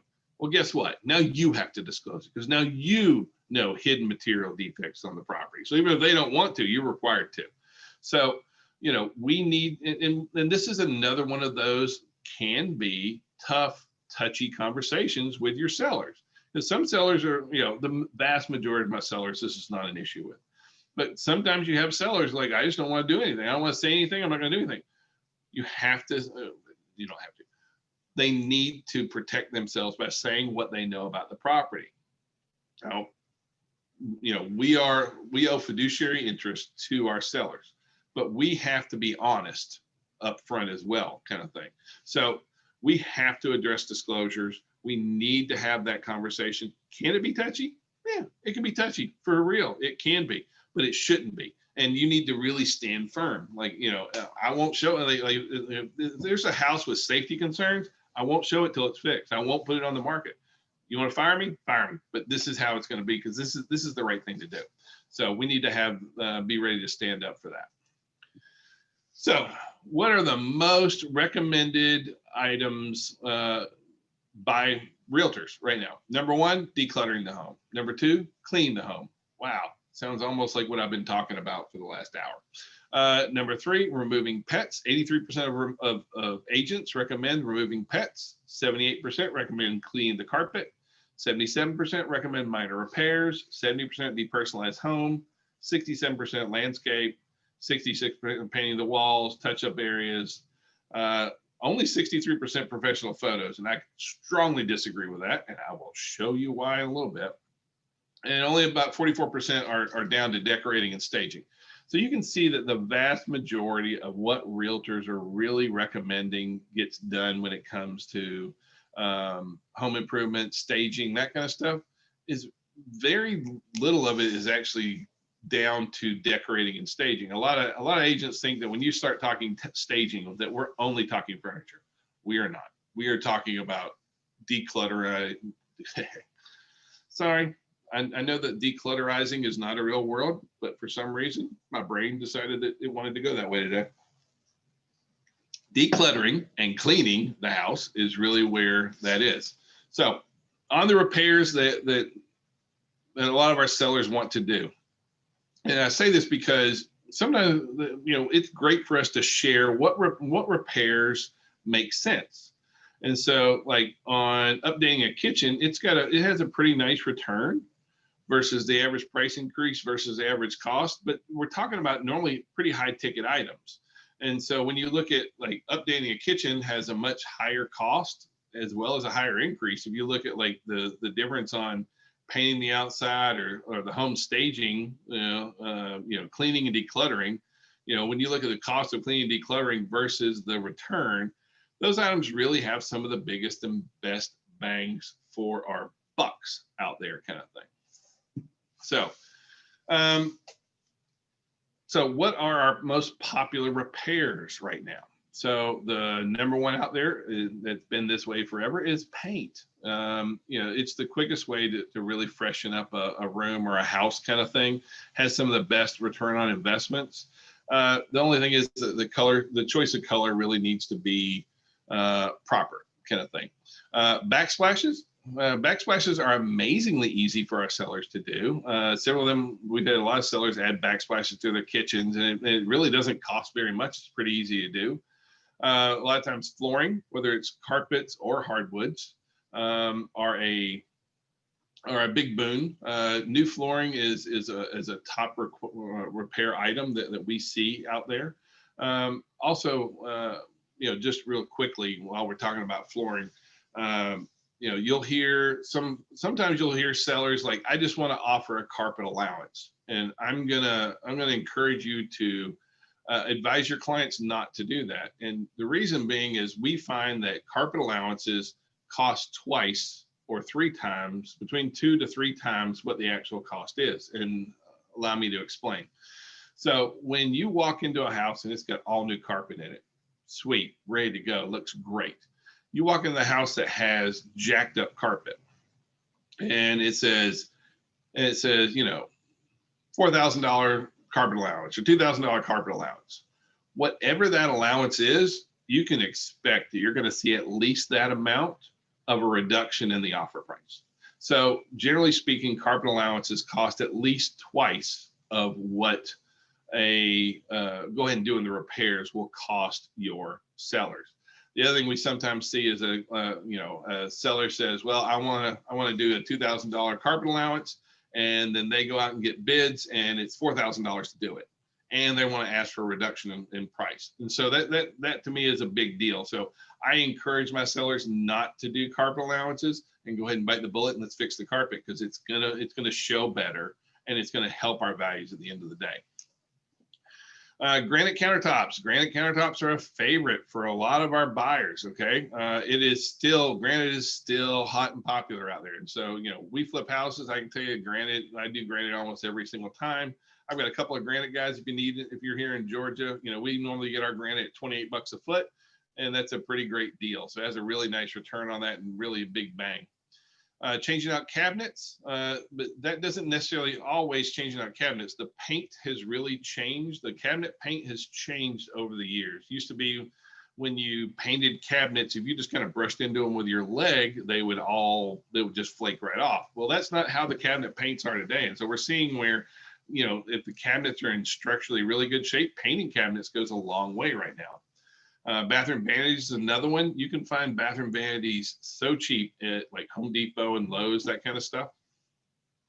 Smart doorbells, those things are everywhere right now, and both our buyers and our sellers love them. But do be careful with the smart doorbells. We just had one of our agents who their listing, the buyers stood on the front porch and negotiated with their agent about buying the home. They're like, oh, we love this house. And their agent was like, well, I think we can get it for probably $7,000, $8,000 less. I'd like to go in with this offer. And they're like, we don't care. We'll go full price. We want the offer. And so the offer comes in $7,000 or $8,000 and they're asking kind of thing. But the listing agent already knew, and the buyer and the sellers already knew, hey, they're really ready to go full price. So if you're going to negotiate and have those discussions with your clients, don't have them in front of smart doorbells. And we always got to be careful. I'm seeing more and more cameras and things like that inside houses as well. Functioning fireplaces, you know, having those is a big deal, but sometimes we have those functioning fireplaces that have like a potted plant in there kind of thing. So make sure that if they are, we're taking advantage of that. Energy saving thermostats are another big deal that a lot of our buyers really like. And then barn doors are still hip and trendy. Everybody thought they were going to fade out, but everybody still loves their barn doors. So those are some of the biggies that we're seeing. One other one that I am definitely seeing here of late, and that is Zoom rooms that are designed like this, you know, space that's designed to be an office, to be a Zoom space, that kind of thing. That's another really popular one that we're seeing going on right now. So it is, let's see, it is 10:55. And so we are going to take a 15-minute break until, so what's that, like 11:10. And so we will get back at 11:10. And so I'll answer any kind of questions we have then. And I'm going to try and, let's see, draw. So, whoa, okay, that's not real good. I'm trying to draw. Break until, oh my goodness, my handwriting on this thing is ridiculous. Break 11:10.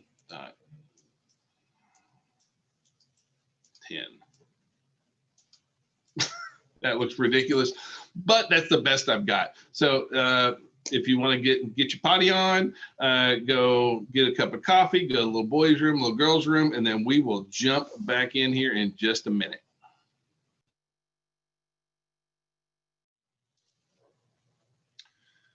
All righty. Well, I just, let's see if I can clear that. By the way, thank you very much for those of you who texted me and said, oh, by the way, you can just type on there and you don't have to use your really sloppy handwriting. That would have been good to know before that. So, but you learn something new every day, and we'll count that as one of mine right there. So we are going to be getting back into it here. So you guys don't necessarily have to log in again, nothing like that. You're still logged in through Zoom. So you guys are in good shape. So we're all good there. I'm going to start off with a few questions, and then we're going to start moving over into stuff. Put my glasses on, and actually I'm going to run through here. So Lori says, awnings over windows, question mark. And I'm going to say maybe. Generally speaking, no. Most of our awnings over the majority of our, as far as outside awnings, it's pretty dated. But that being said, a lot of your older awnings are almost built into, most of them are metal or vinyl siding, and it's almost built into them. So taking them off is not always an option. Sometimes you can just kind of embrace the retro.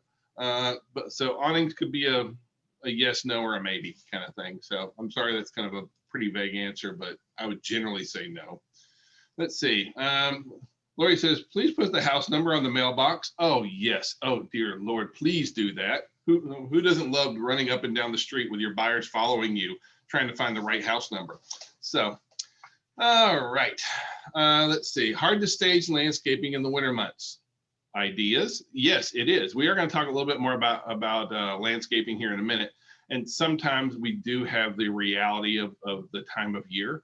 So, but you know, this time of year, like we did just list a property, and we went ahead and, you know, about a week before we had them put out winter rye. It's just now starting to come up, so the yard's starting to get greened up a little bit.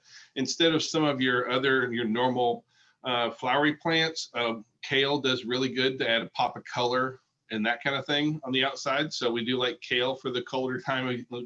You can find some of those that run, but most of the time it's just going to be about trying to clean up as much as possible. I mean, no matter what, you're still in where we are kind of thing. But those are probably my two biggies for the winter months. Let's see. Is it a good idea to have a home inspection before listing? If your seller's willing. Most of our sellers are not willing to do a home inspection, a pre-listing inspection. So I'm not saying that it's bad to do that. But you'll find that it's the sellers who are wanting to make sure, like luckily we have a lot of sellers that really want to make sure that the house is in good shape. That it would bother them to feel that they sold a house that had defects that they needed to. And then you have other folks who are like, nah, I don't care. When the buyer does a home inspection, that home inspection belongs to the buyer, not to the seller, kind of thing. And some sellers will be like, if I had a home inspection and I found out something, now I have to disclose it. So I'm not saying that you shouldn't. I do like it. I just don't see it being done nearly to the extent I'd like to see it, kind of thing. Let's see. Next ask is, do we have a transcript of this class? Yes and no. So if you, we have every week I do a weekly video podcast thing, and it's on real estate backstory. So every Monday morning at 9, I do this thing where it's kind of like news and tips and tricks and everything going on with the real estate industry. So it's every Monday morning. You can sign up on mx1training.com, but then we keep it on our YouTube channel, and that's realestatebackstory.com. Now, also on realestatebackstory.com, you'll see a whole series of CE classes that myself or my wife or partners have taught. And so like our entire relaunch series, lead generation, that kind of stuff, there's a whole series of CE classes on there. So this will take us a day or two to get it done, but then that video, the video of this will be up on there. All right, next, Sylvia says, what if the seller does not or never occupy the property, but an investor insists on disclosure? Well, there's no problem with doing a disclosure. You just disclose what you know about the property. And so if you are a GAR, if you're a realtor, the new GAR forms has a new form designed just for that, for investors and for folks that have never lived in the property, where it's much easier to state what you know about the property and what you don't, kind of thing. Because that's one of the biggest challenges with the disclosure form, was that sometimes there was like, has this property ever flooded? Well, not while I owned it, kind of thing. Or I only owned it for 6 months or whatever, kind of thing. So it is good to disclose, but you're not disclosing anything that happened before you own it. You're only disclosing what you knew about it at that time, kind of thing. Lynn asked for my granite vendor info. If you would just email me, Alan, ALAN, at max1partners.com, I'll shoot that back over to you. Let's see.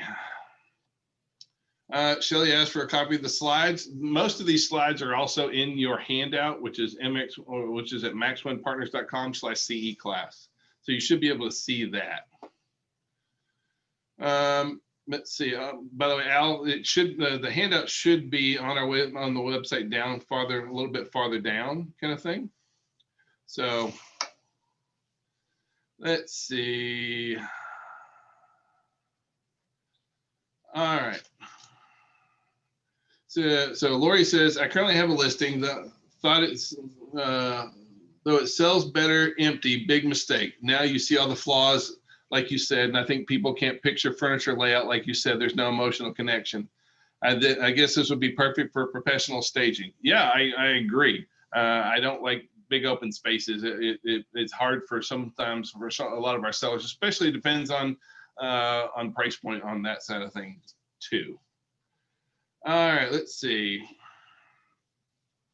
All right.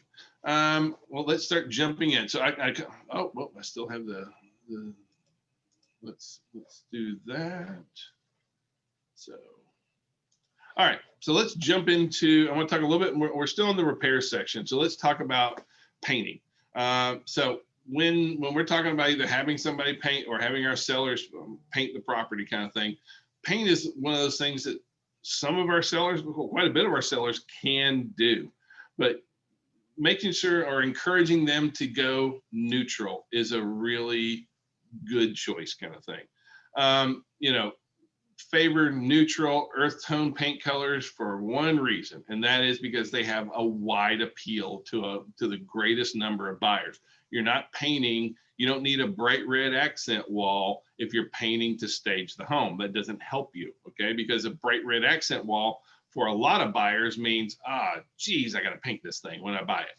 So, really dark colored walls, things like that, brown, red brick, that kind of stuff is tough to cover, kind of thing. So Why are you fighting me on this? Let's see. Let's see if that works. Okay. So let's talk about painting to sell, stage and sell versus painting on HGTV. Because if we're painting to sell, it is neutrals. It is lighter tones. It works with a lot of styles. It works with a lot of different types of furniture. And the choice of color is to make the home marketable. Now, a lot of our sellers right now, everyone loves HGTV, and they're seeing all these trendy, bold colors, patterns, wallpapers, and it makes it really tough. That does not help us stage and sell a home. Not this year, but last year, chocolate was a really big color on for all the designers, kind of thing. And if you're going to live there and you want to do chocolate walls, go for it. That's yours. But if you want me to sell your home, chocolate is a toughie for me, kind of thing. So I want to be honest about that. The other thing we find is that when it comes to paint colors, there are some generational styles out there. So our younger sellers tend to have more oranges and yellows. Millennials like blues and purples, and our boomers and our Gen Xers, folks like me, tend to be heavily traditionally neutral, a lot more whites, kind of thing also. So whites and the neutrals are going to be a lot more for our boomers and Gen Xers. So you'll find that normally you don't have to focus as much on painting with our boomers and Gen Xers, just overall normally, kind of thing. So let's talk about the different paint colors out here. So grays is still hot. Okay, gray is our new white, and it's been our new white for years now, but not all grays are created equal. Right now the popular gray color is called grayish, and so it's gray with a little bit of beige undertone, kind of thing. It is seriously one of the most versatile colors out there. It works with bright white trim exceptionally well, and it just it gives a very modern, updated feel and look to it. We're also starting to see a lot more bird's egg blue right now, but it is a really warm, really cool blue, bird's egg blue. Okay, it is not, it's not dark blue. It's almost a gray blue, if that makes any kind of sense out there, kind of thing. And this is another one that works really well with bright colors. With bright white trim, kind of thing. Yellow is one that's been around for years, but you have to be very careful with yellow, or else it makes your walls look like butter. And so a mellow yellow is not necessarily bad. We really only see this used in bedrooms. It's really hard to pull off in a kitchen and that kind of jazz. So whites are hot.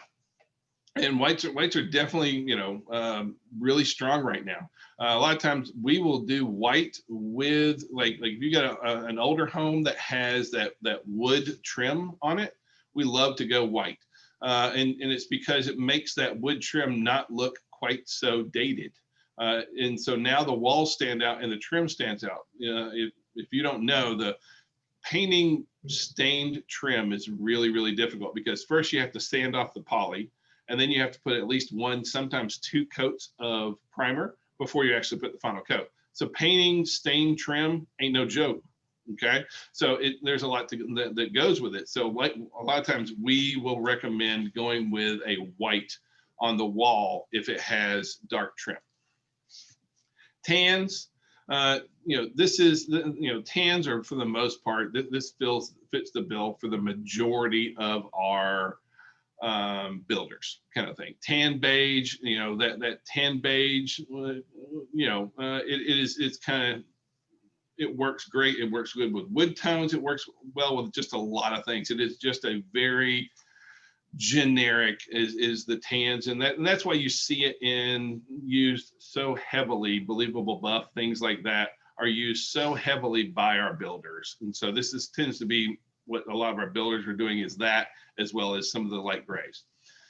So these are my favorites. Now you can say, hey Alan, your colors stink, and I have no problem with that at all. I can just tell you that these are what we use. Now I've flipped houses for the last 12 or so years, and these are the paint colors that I use. Now I can't tell you that you won't find a color you like better. I got no problem with it. I'm just saying this is what I got. Now, one thing I do want to point out that sometimes throws some people off is it doesn't matter whose brand. So I can go into Home Depot and say I need Benjamin Moore HC 170 Stone and Gray, and they will be able to color match that. Or I can go into Sherwin-Williams and be able to pull out, any of these other colors. So Lowe's, Home Depot, Sherwin-Williams, whatever, they can all match any of these. And just because it says Benjamin Moore does not mean you have to go to a Benjamin Moore store just to buy that. I'm just saying that's what we used. And those are the ones that we really do use, kind of thing. And so if you've seen some of my flip properties and you wondered what those colors were, it's probably one of these. So these are the ones that I actually use. And again, full disclosure, you may say these stink. I don't care. Don't bother me. No problem. Find something that you do like. But these are the ones that I am genuinely using when we flip property. So, excuse me. Let's talk a little bit about landscaping, because don't we all love a lovely home? Yes. So let's start just the basics. Cut, edge, blow. Maintain the lawn, edge it, blow off the debris, trim the trees and shrubs, clean the driveway and sidewalks. Remove all dead or really sad looking trees and plants. I know it's tougher this time of year because everything looks a little bit dead, kind of thing, but at least have them looking right. We've all seen that yard where it just looks like it's the Addams family out there, kind of thing. So it still needs to be trimmed up and looking really, really nice. So we can also spruce up our outdoor containers, especially large tropicals. I mean, for the time of year, that kind of stuff. But container plants go a really long way. We can bring those in or out, that kind of stuff. Mulch. Nothing spruces up a property like a fresh batch of mulch. And here in Georgia, we are talking about pine straw, my friend. So pine straw is pretty cheap and pretty easy. Most of the time, that's what my children do. Is they're in charge of mulch, which they love, that kind of thing. You can also plant some instant color. So, of course, you can put up annuals and perennials, that kind of stuff. But also this time of year, again, try the flowering kale. Flowering kale really will add a pop of color out there as well. Try and shape your trees and your shrubs so that they actually look like they make sense. So on the trees, we call it lollipopping the trees. So we want the trees to look like little lollipops out there, kind of thing. And most of the time when we trim trees, we're trimming them from underneath. Because if you have to bend over or duck down to walk along, to get to the front door, the trees the trees need to be trimmed. But you just want them to look like little lollipops, kind of thing. And it's not really that hard to do. Tend up, if it has any perennial beds, tend to those. But, again, the pine straw is going to go a long way for outlining that, but just, pretty them up. If there's any water features, make sure that those are cleaned and prepped and ready to go. This time of year, it's not as big, but, especially in the summer, when if you've got a water feature that has frogs in it and it makes a ton of racket, that's not a selling feature. Okay, that's hurting us then. If there's any irrigation issues, handle those. Any faucet leaks, fix those. And then pressure wash. Now this is our dad's and the husband's job when it comes to pressure. Just about everybody's got a pressure washer, but not everyone knows how to use it. So I always tell my sellers, listen, you go to town on the sidewalks and the driveway, anything that's concrete. Yeah, you can hit that sucker all day long. Stay away from my wood decks. Stay and be very careful with the house. Yes, I want the house clean. And sometimes our sellers will be like, well, I'll just pressure wash the house. And next thing you know, they just stripped all the paint off the siding. Or they have dug into the wood on the deck so much that now they have to replace it. So pressure wash concrete looks great. Let Mr. Hubby go to town on that kind of stuff. Please do not let them butcher up the rest of the house with it, kind of thing. So let's see. Let's talk about showcasing the home now, okay? So what are the most important rooms to stage? So first up, living room, kitchen, master bedroom, dining room, bathroom, kids' rooms, guest rooms. According to all the professional stagers, this is the order of importance when you're staging rooms. And we'll even do the same thing. Like if I'm paying a professional stager to stage a property, I normally go all the way through to the bedroom. So I'm doing living room, kitchen, master, dining, and bathrooms. And that's normally, I don't normally stage children's rooms or guest bedrooms unless there's a big need for it. And that's just more of a cost savings things to me. But in order of importance, that's really kind of the biggies right there. So in the living room, when you're talking about the living room, you want to pay special attention to floors and walls, because when in the floors and walls, we got to make sure that that room is set up and ready to go. And so that because those tend to be some of our largest spaces, flooring, walls, and ceilings really stand out. If you have a water spot in a laundry room, chances are no one's going to notice. You have a water spot in the living room, chances are everyone's going to notice, kind of thing. So this is where you definitely want your neutral colors as much as you can, kind of thing. And it has to be decluttered and clean. You want it to have a really nice flow and walk through it.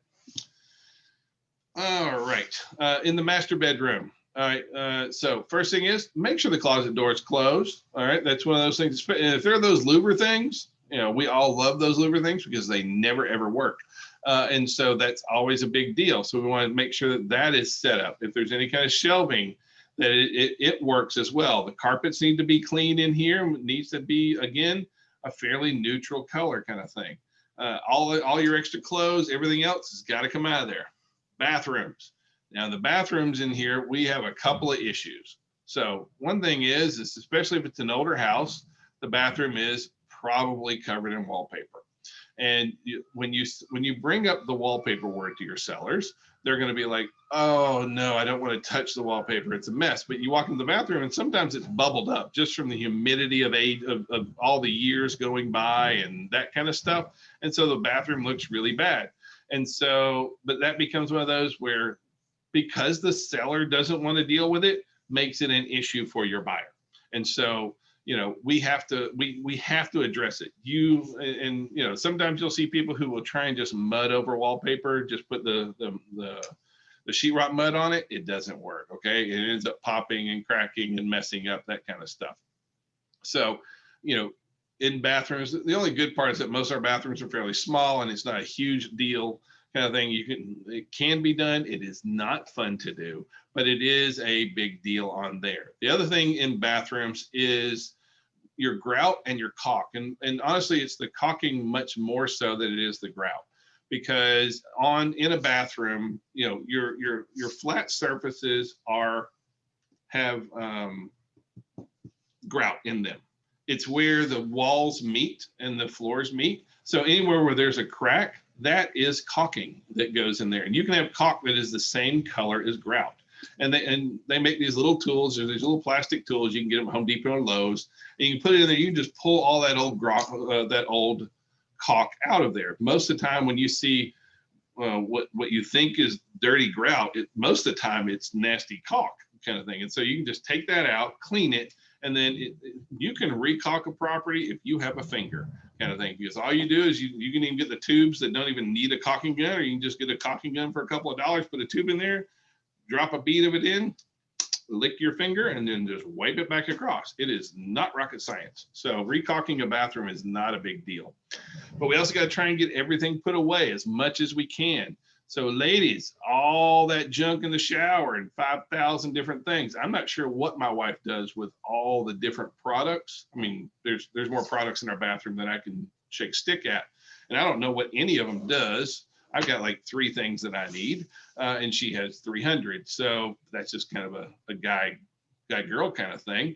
But we got to make sure that room is cleaned and decluttered and set up in there kind of thing. In our dining room, we want, again, much like the living room, we want to pay special attention to floors and walls. So, you know, these are ones where the carpet, the flooring, and the paint can really have a pretty significant impact on there.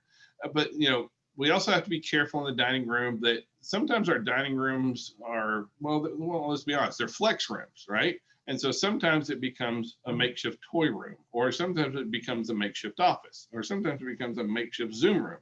And so, but when you're showing it, you still want it to look like what you want the house to look like kind of thing. And so if this is a dining room, it should be set up as a dining room kind of thing. So let's just go with common sense on there kind of thing.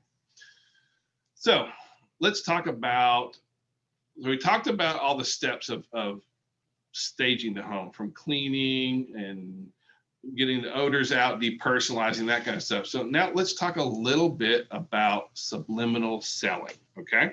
And so what you want is you want the house that comes across like the dirt. There are no dirty clothes. All the dirty clothes are put away. This house doesn't have dirty clothes. So there's no unfolded clothes out because this house doesn't have laundry. The trash cans are put away because this house doesn't make trash. There's no kitchen towels on the countertops. There's no pet bowls out because our pets don't eat. The garage is neatly organized. Life is easy here. So anytime you can, I mean, I know almost all my sellers now have an Alexa, so leave some light jazz playing on there. The 75% rule needs to be carried out through the entire property. When your pantry is 75% full, when your closets are 75% full, nothing looks like it doesn't have enough storage.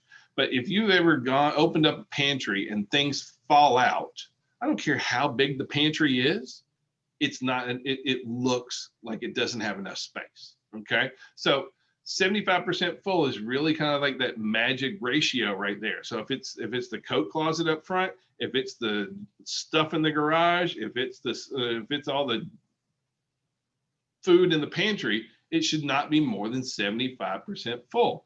If you really want to go nuts, put labels and cans forward.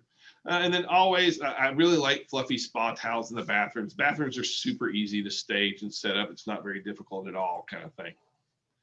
So, but what are some of the things that really kill us?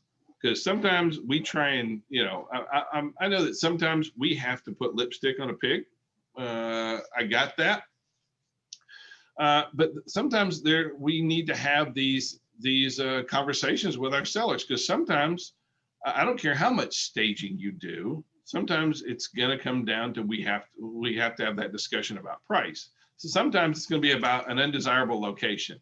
If I'm, at the entrance of if I'm at the landing pad of the airport or underneath high power lines, like, I don't care how much you stage a house. If it's under high power lines, the only thing we can do is reduce the price.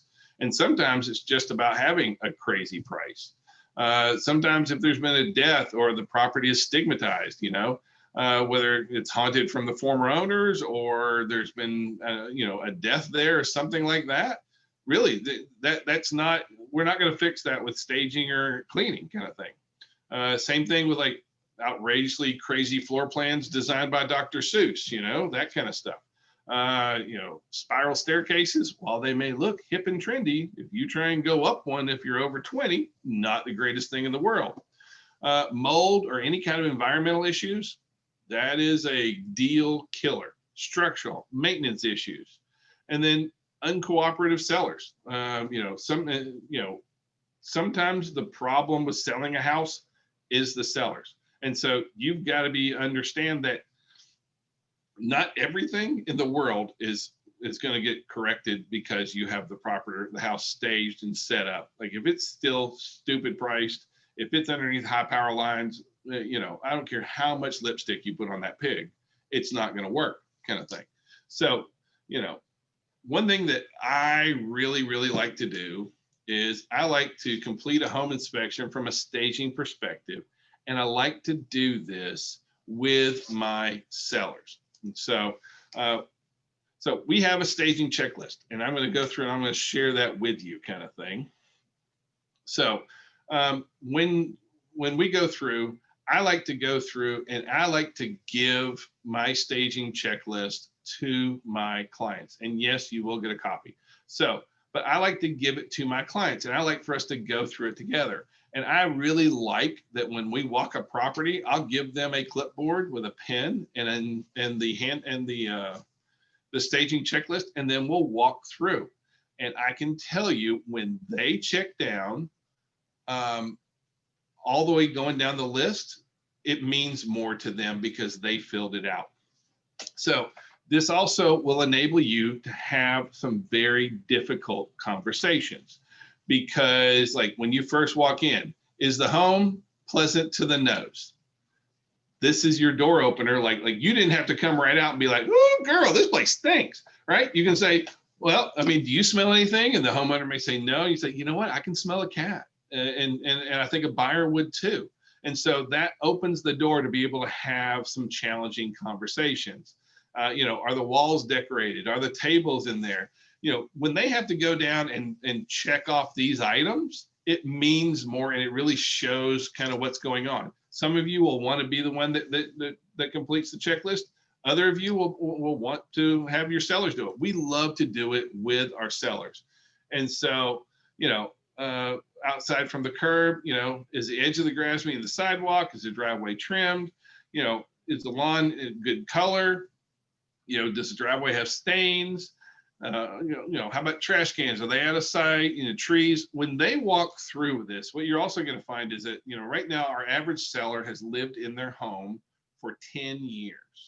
And so after 10 years, you just kind of start taking things like, oh, that's just how it is, kind of thing. And sometimes they just haven't ever noticed. We see this all the time, especially with like dry rot, some wood that is just over time started to kind of deteriorate just from either UV or age or water or whatever.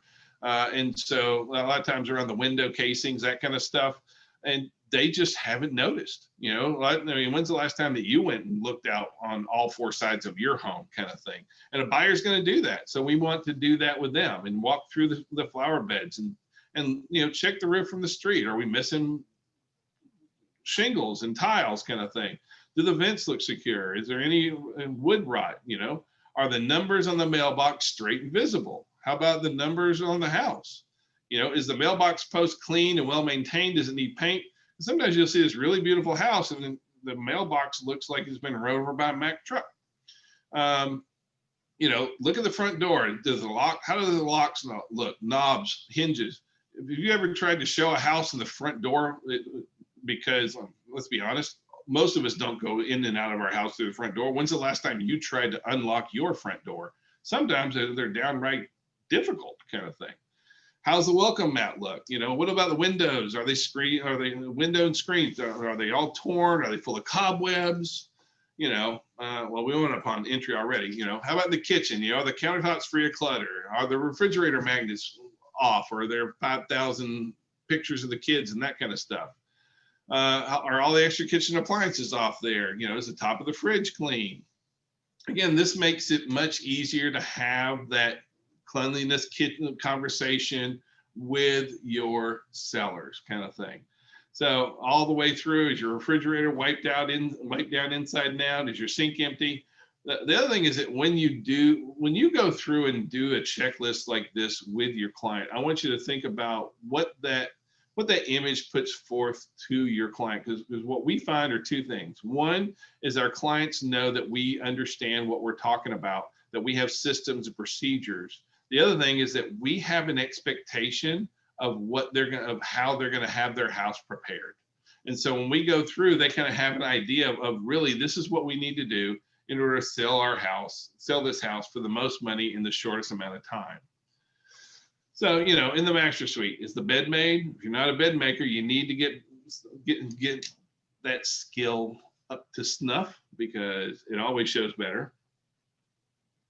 Is the bedroom symmetrical? Is there too much furniture? Because there's normally always, well, maybe normally and always the same thing, but there's always too much furniture in most bedrooms, kind of thing. Are the windows clean? Are there shoes everywhere? Are these just sticking out on the bottoms of everything? Is there a power flex, or is there a treadmill in the bedroom? Because the bedroom is where you want it to be set for serenity, peace. And so for most folks, they don't want to see a treadmill in a bedroom. Is the closet clean and organized? How full should the master closet, should the walk-in closet be? 75%, right? How about in the living areas? Are the blinds open, lights on, accent lights? Are the can lights, hi-hats, turned all the way up? If they have dimmers, are they all the way up? How's the floor look? How about the decor? Is it set up and has it been minimized? Less is more. Is the paint good? Does it smell good? How about the furniture?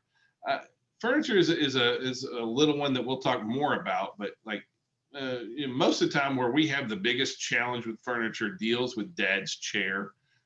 Just to be real honest, you have that one chair, the recliner that dad always sits in, and sometimes the dog sits in there with him and it looks like it's pretty much been drugged through the ditch.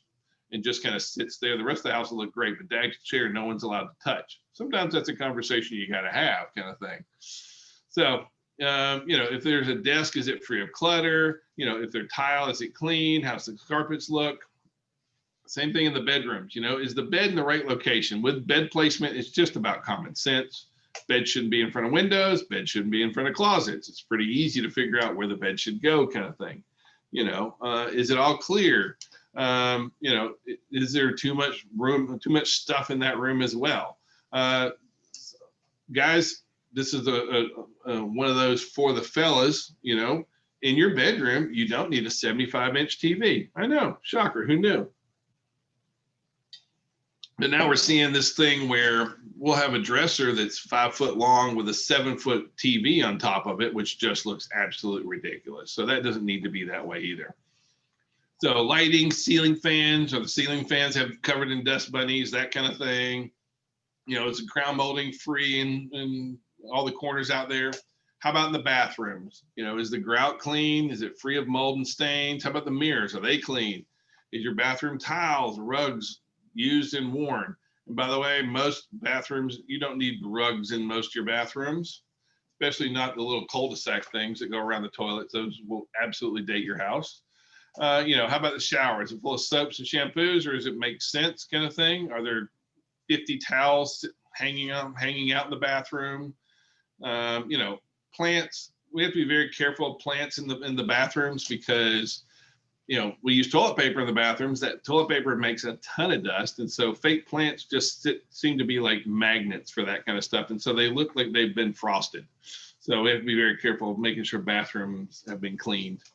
And then outside, does our home really highlight the outdoors? Here in Georgia, that's a really big deal. We like to go in and out. And so having outdoors living is a big deal. Our large windows and sliding doors, easy to open and clean. How about welcome mat? If it has a pool, it has to be spotless. I don't mean it has to be clean, it has to be spotless. Because a pool for folks is either a yes or a no. You're either going to buy a house with a pool, yes, or you're going to buy a house with a pool, no. And if it is a house with a pool, yes, no one wants the pool that looks like they got to do work. They need, when buyers go to look at a house with a pool, they need to be like, look how clean it is. This must be easy to maintain. That's what you need to come across. How about the fence and hedges? Are they looking right? That kind of stuff. So wouldn't it be great if we had a handy checklist we could use with our clients and their houses? Yes. So if you will visit maxonepartners.com/RSP, there you can download the entire checklist. This is free. This is not branded for any brokerage whatsoever. So I don't care if you're with Maximum One. If you are with Maximum One, you're more than welcome to do it. I don't care if you're with Keller Williams, Coldwell Banker. I just don't matter. It doesn't matter. This is not branded to anyone. This is free, and this is because this is one of those tools that you can use to really up your showing game, to be a listing game. And so on here, please download it if you'd like to. It's up to you. You don't have to. But this is, you'll notice that this has an RSP logo, Residential Staging Professional. And just like you can get accreditations from other classes in schools, well, we are the Georgia Real Estate Academy, and I am going to certify you as a residential staging professional, and you are welcome to use our logo as well. So use the checklist, give it to your client, let them fill it out, let them help you, let them take notes. It really does help to eliminate house blind. The other thing it does is, there was a question earlier about iBuyers versus, that this can seem like a whole lot of work. I can tell you that from doing this, walking around with sellers, will this take you an hour or so to do? You betcha. I want you to think about what kind of rapport, appeal, and relationship that you have with your seller when you go around and you set clear expectations about what needs to be done, how things look, what a buyer is going to see when they come into the house, that kind of stuff. The thing is that when they write it down, this is real. This is, like this is a punch. This carries some real weight with them when you do it. Now, some of you guys are not big checklist fans, and I'm okay with that. Me personally, I'm a systems guy, and I find that having systems in place helps me be way more effective. So this is one of those tools that we've used very successfully to help give us an edge in the listing game. Because I mean, how many of your sellers you think would be impressed if you came in and went through with an entire staging checklist on what they need to do to prepare their home to get the most money in the shortest amount of time possible? Like you're competing with all these other agents, and you go in and go through this with your seller. Does anybody else stand out to you? Who looks like they have their act together? Who has got all, who came prepared, or who brought a knife to a gunfight? Like you're the one who's coming and ready to rock and roll, kind of thing. So I'm going to stop really quick and answer some more questions here really quick. Connie asks, I have any referrals for kitchen cabinet refacing, not replacing? I do have them. If you will email me, I can shoot you. We have used 2 companies.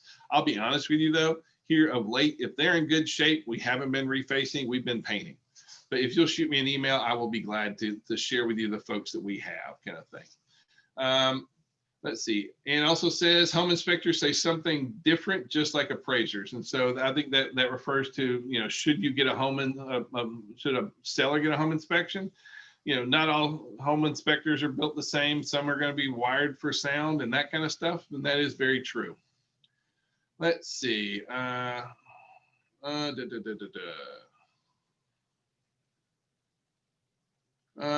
trying to go through my list, so I apologize if I look like I'm just lost here.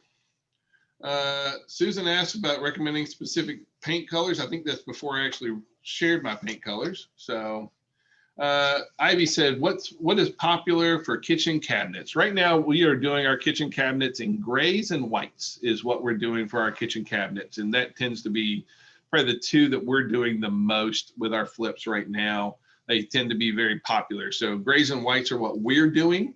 But again, it just kind of depends on the house, kind of thing. So Shelly says, I can't find the slides on your website. Please tell me exactly where to find it. Many thanks. So I don't have this actual handout or this actual PowerPoint. I do have the handout, which follows this along on MX1 on max1partners.com/CE class. Next says, do I clean before painting or after painting? And normally we clean after painting, kind of thing, because painting will make some dust, especially if there's going to be any kind of prep work done. They're going to sand first. So next we have, a room was a sewing craft room, lots of shelving and closets and all the walls. Should this be removed? If it makes it look small, then yes, I would remove it or recommend that it be removed. Sometimes we'll see those offices that set up with shelving on all the sides, and it actually ends up, the shelves 12 inches on each side. Now you just took 2 foot off the width of the room or the length of the room, and it can make it just look a lot smaller that way, kind of thing. But it doesn't necessarily mean that a sewing or a craft room is a bad thing. It just should not be over full of stuff. So, all right, let's see. Lori says, home already has a family room, the dining room, open space, not formal, could be a dining room or another living room if staged with furniture. How do you stage this room as trending in COVID times? We are going to talk a little bit more here in just a minute about staging.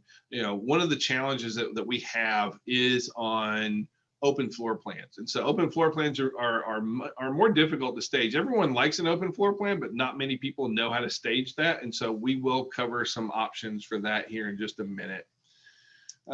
Susan, send me an email. I'll share with you the vendor that I have for granite. So Gloria says, do I use my checklist after the listing agreement or before?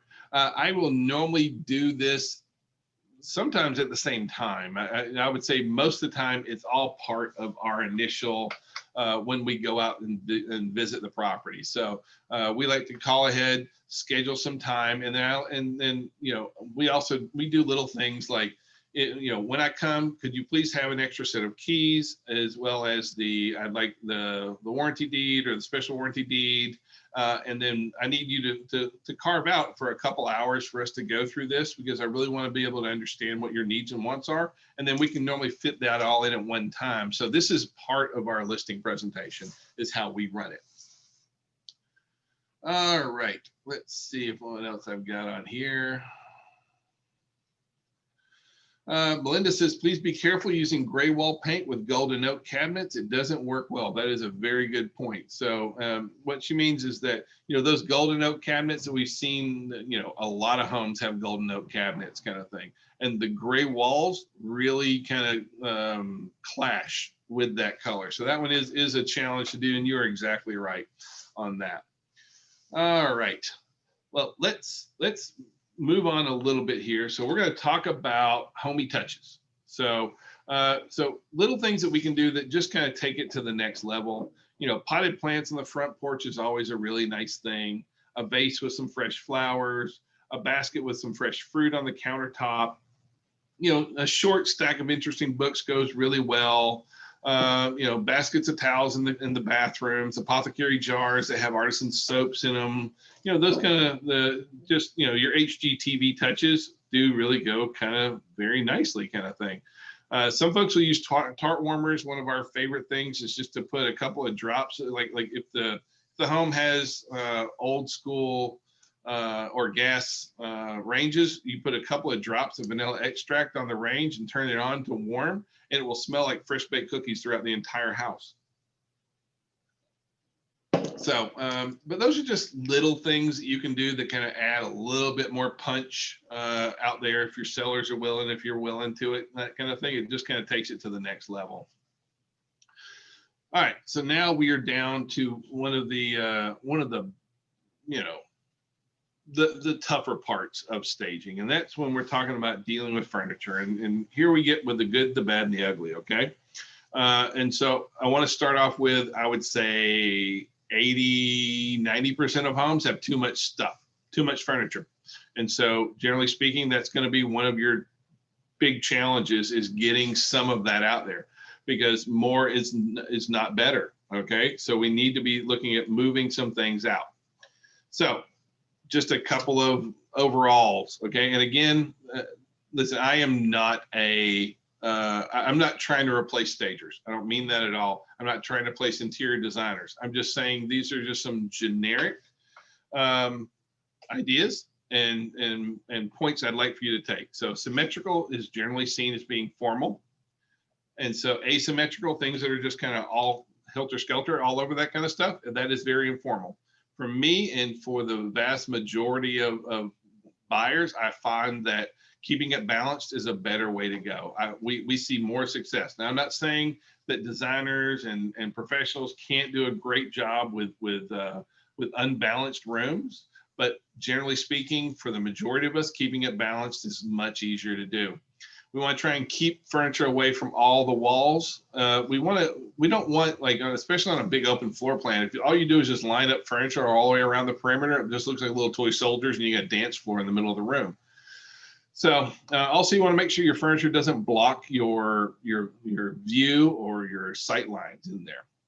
And when you are arranging furniture, one of the things you have to think about is traffic flow, how people are going to flow. When you properly set up a room, people actually walk through it the way that you intend. When it's set up, when there's a clear path of a way to walk through a room, guess what? That's how people walk in a room, kind of thing. So start by just making sure that only your essentials remain. Too much is not good. Too much makes a room look small.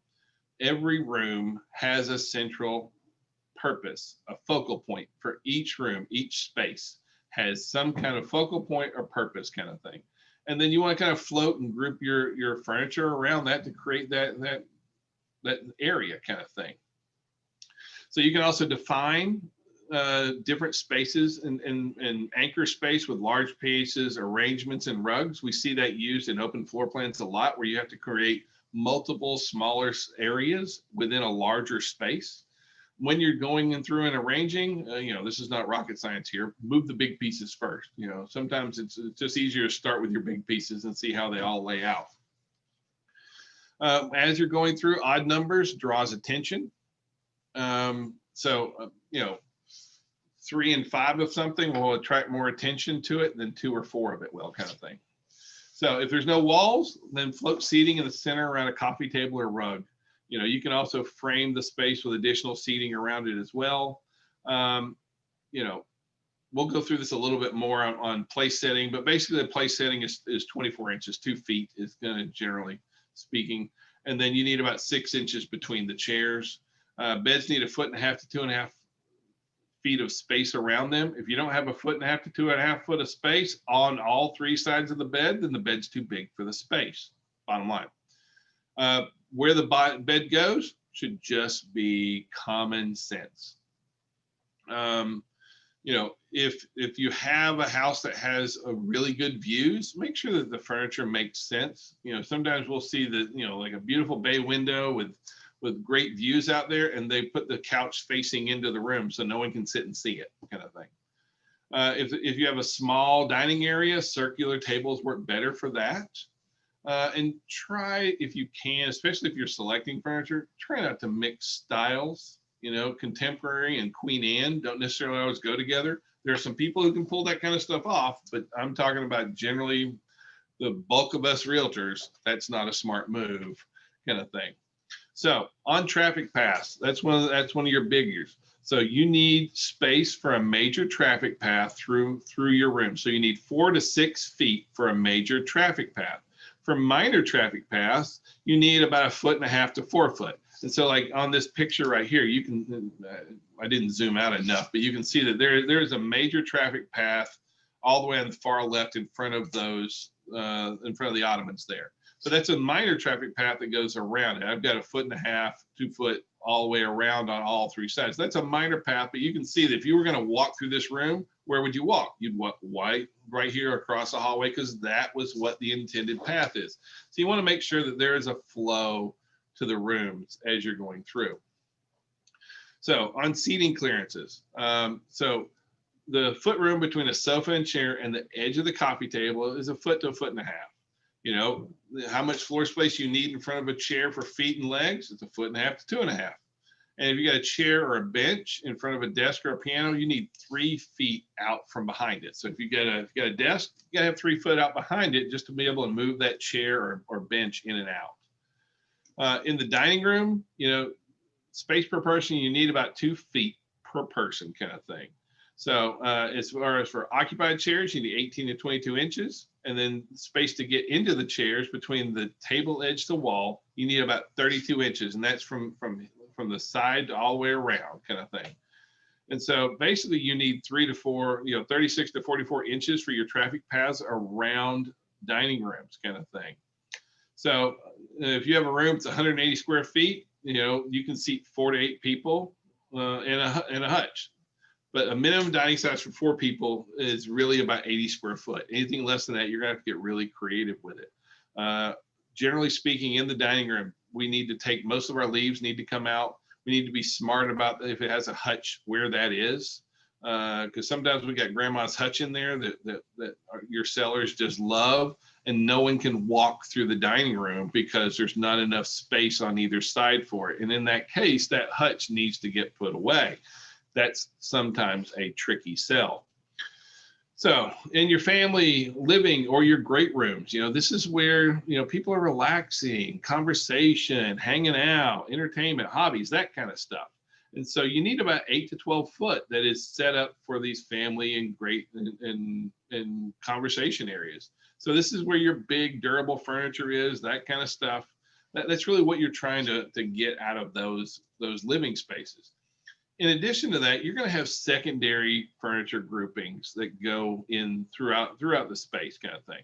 And so this is where, seating and areas for 2 to 3 people, like a piano or a desk or a chair for 1 or 2 people is kind of set off to the side. And so like on the bottom left-hand corner, you can see, there's 2 different furniture groupings in this one big open room, kind of thing.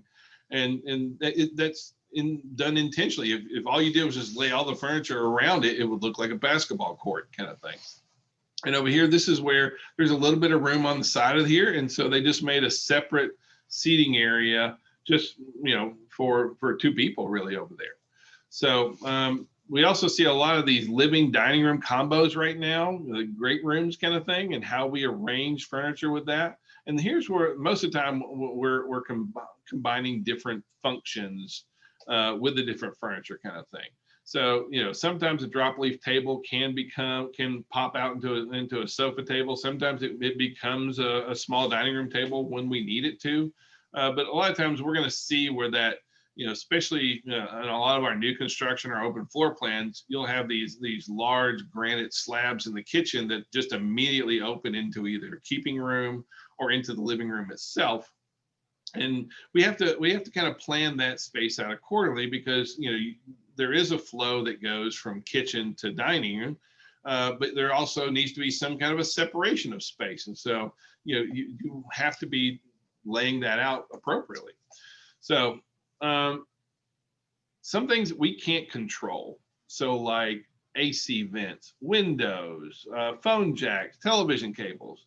Like, oh, well, this would look great if the AC vent was over here. Well, guess what? The AC vent's not over there, and we're not going to pay to move it. So you just got to work around stuff like that kind of thing. So it's just not a given that you can, like, you can go in with a lot of wishes and see what, how many of those happen. Good intentions and just because we want to do something is not always the case. So we got to work within what we have. And so if you have a space that's laid out in a certain way, for the most part, we have to work within the confines of what we are. So we may have to redirect traffic or design our layout so that it makes sense for that. So I'm a balance guy. I like to have balance in how I lay out space. So, and you can see that I really do like to keep it fairly even. I just find that works, that for me has some of the greatest appeal. I'm not saying that there aren't professionals that can do a great job with imbalance. I just find that again, I'm talking about to list and sell houses, okay? I find that balance works better. So I like to pick a focal point. I'll work out from that, but I am a very balanced kind of guy that just works best for me. You can choose whatever style you like, but for me, it is very important that the space in the rooms have balance, and it should make sense. You can sometimes group things together. I can have one large picture on one wall, and I can have 3 smaller pictures on the other. It's going to carry the same amount of visual mass, but it's still going to lay out, and at the end of the day, it's going to be quite balanced anyway. On all your spaces, you need to create a focal point. So now this one is not done by me, but when you look at this picture, even though it's a little bit fuzzy, hopefully you see like what is the focal point in here? Because some folks would say, oh, it's the coffee table and the couch. And other folks would say, oh, it's the picture on the wall on the green wall. Well, actually, the focal point is the chandelier in the middle of the room. So, that is kind of our focal point. Everything works around that focal point to kind of accent it, kind of thing, is how that really works. So sometimes you have rooms that don't have a focal point. Give them one. Create a focal point that draws the eye and gives that room purpose and for what it's there for, kind of thing.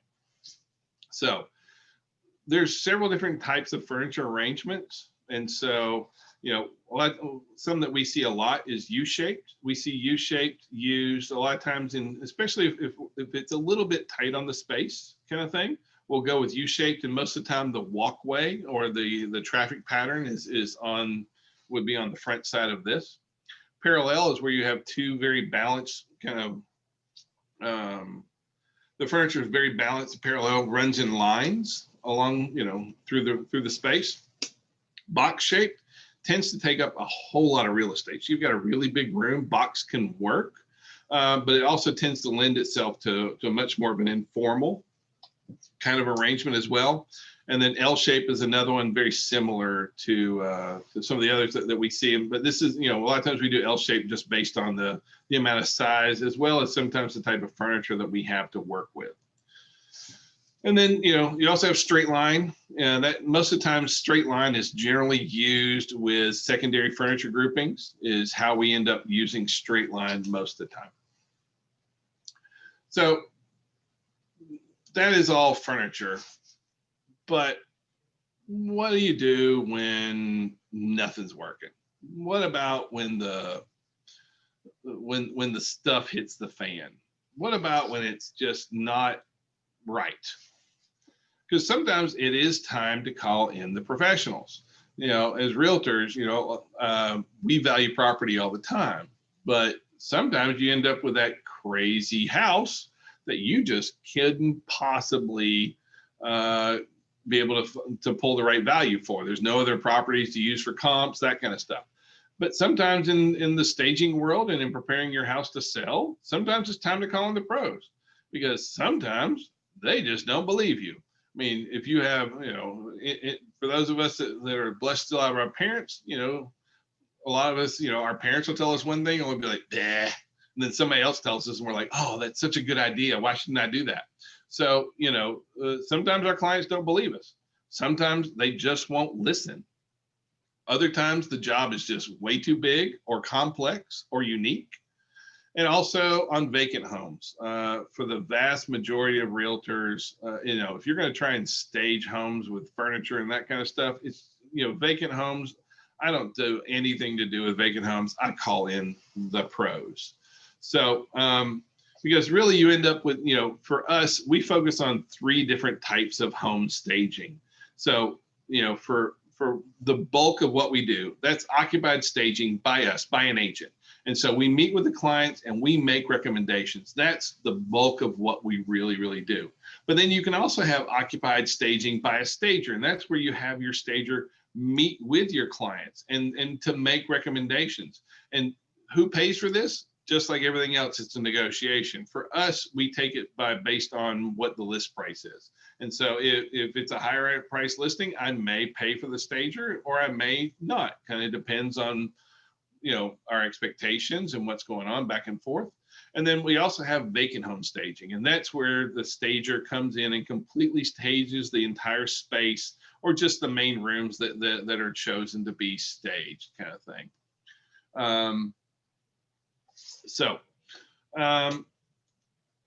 These are stagers that I have worked with or my agents have worked with, and this is not an extensive list. No one paid me to be on here.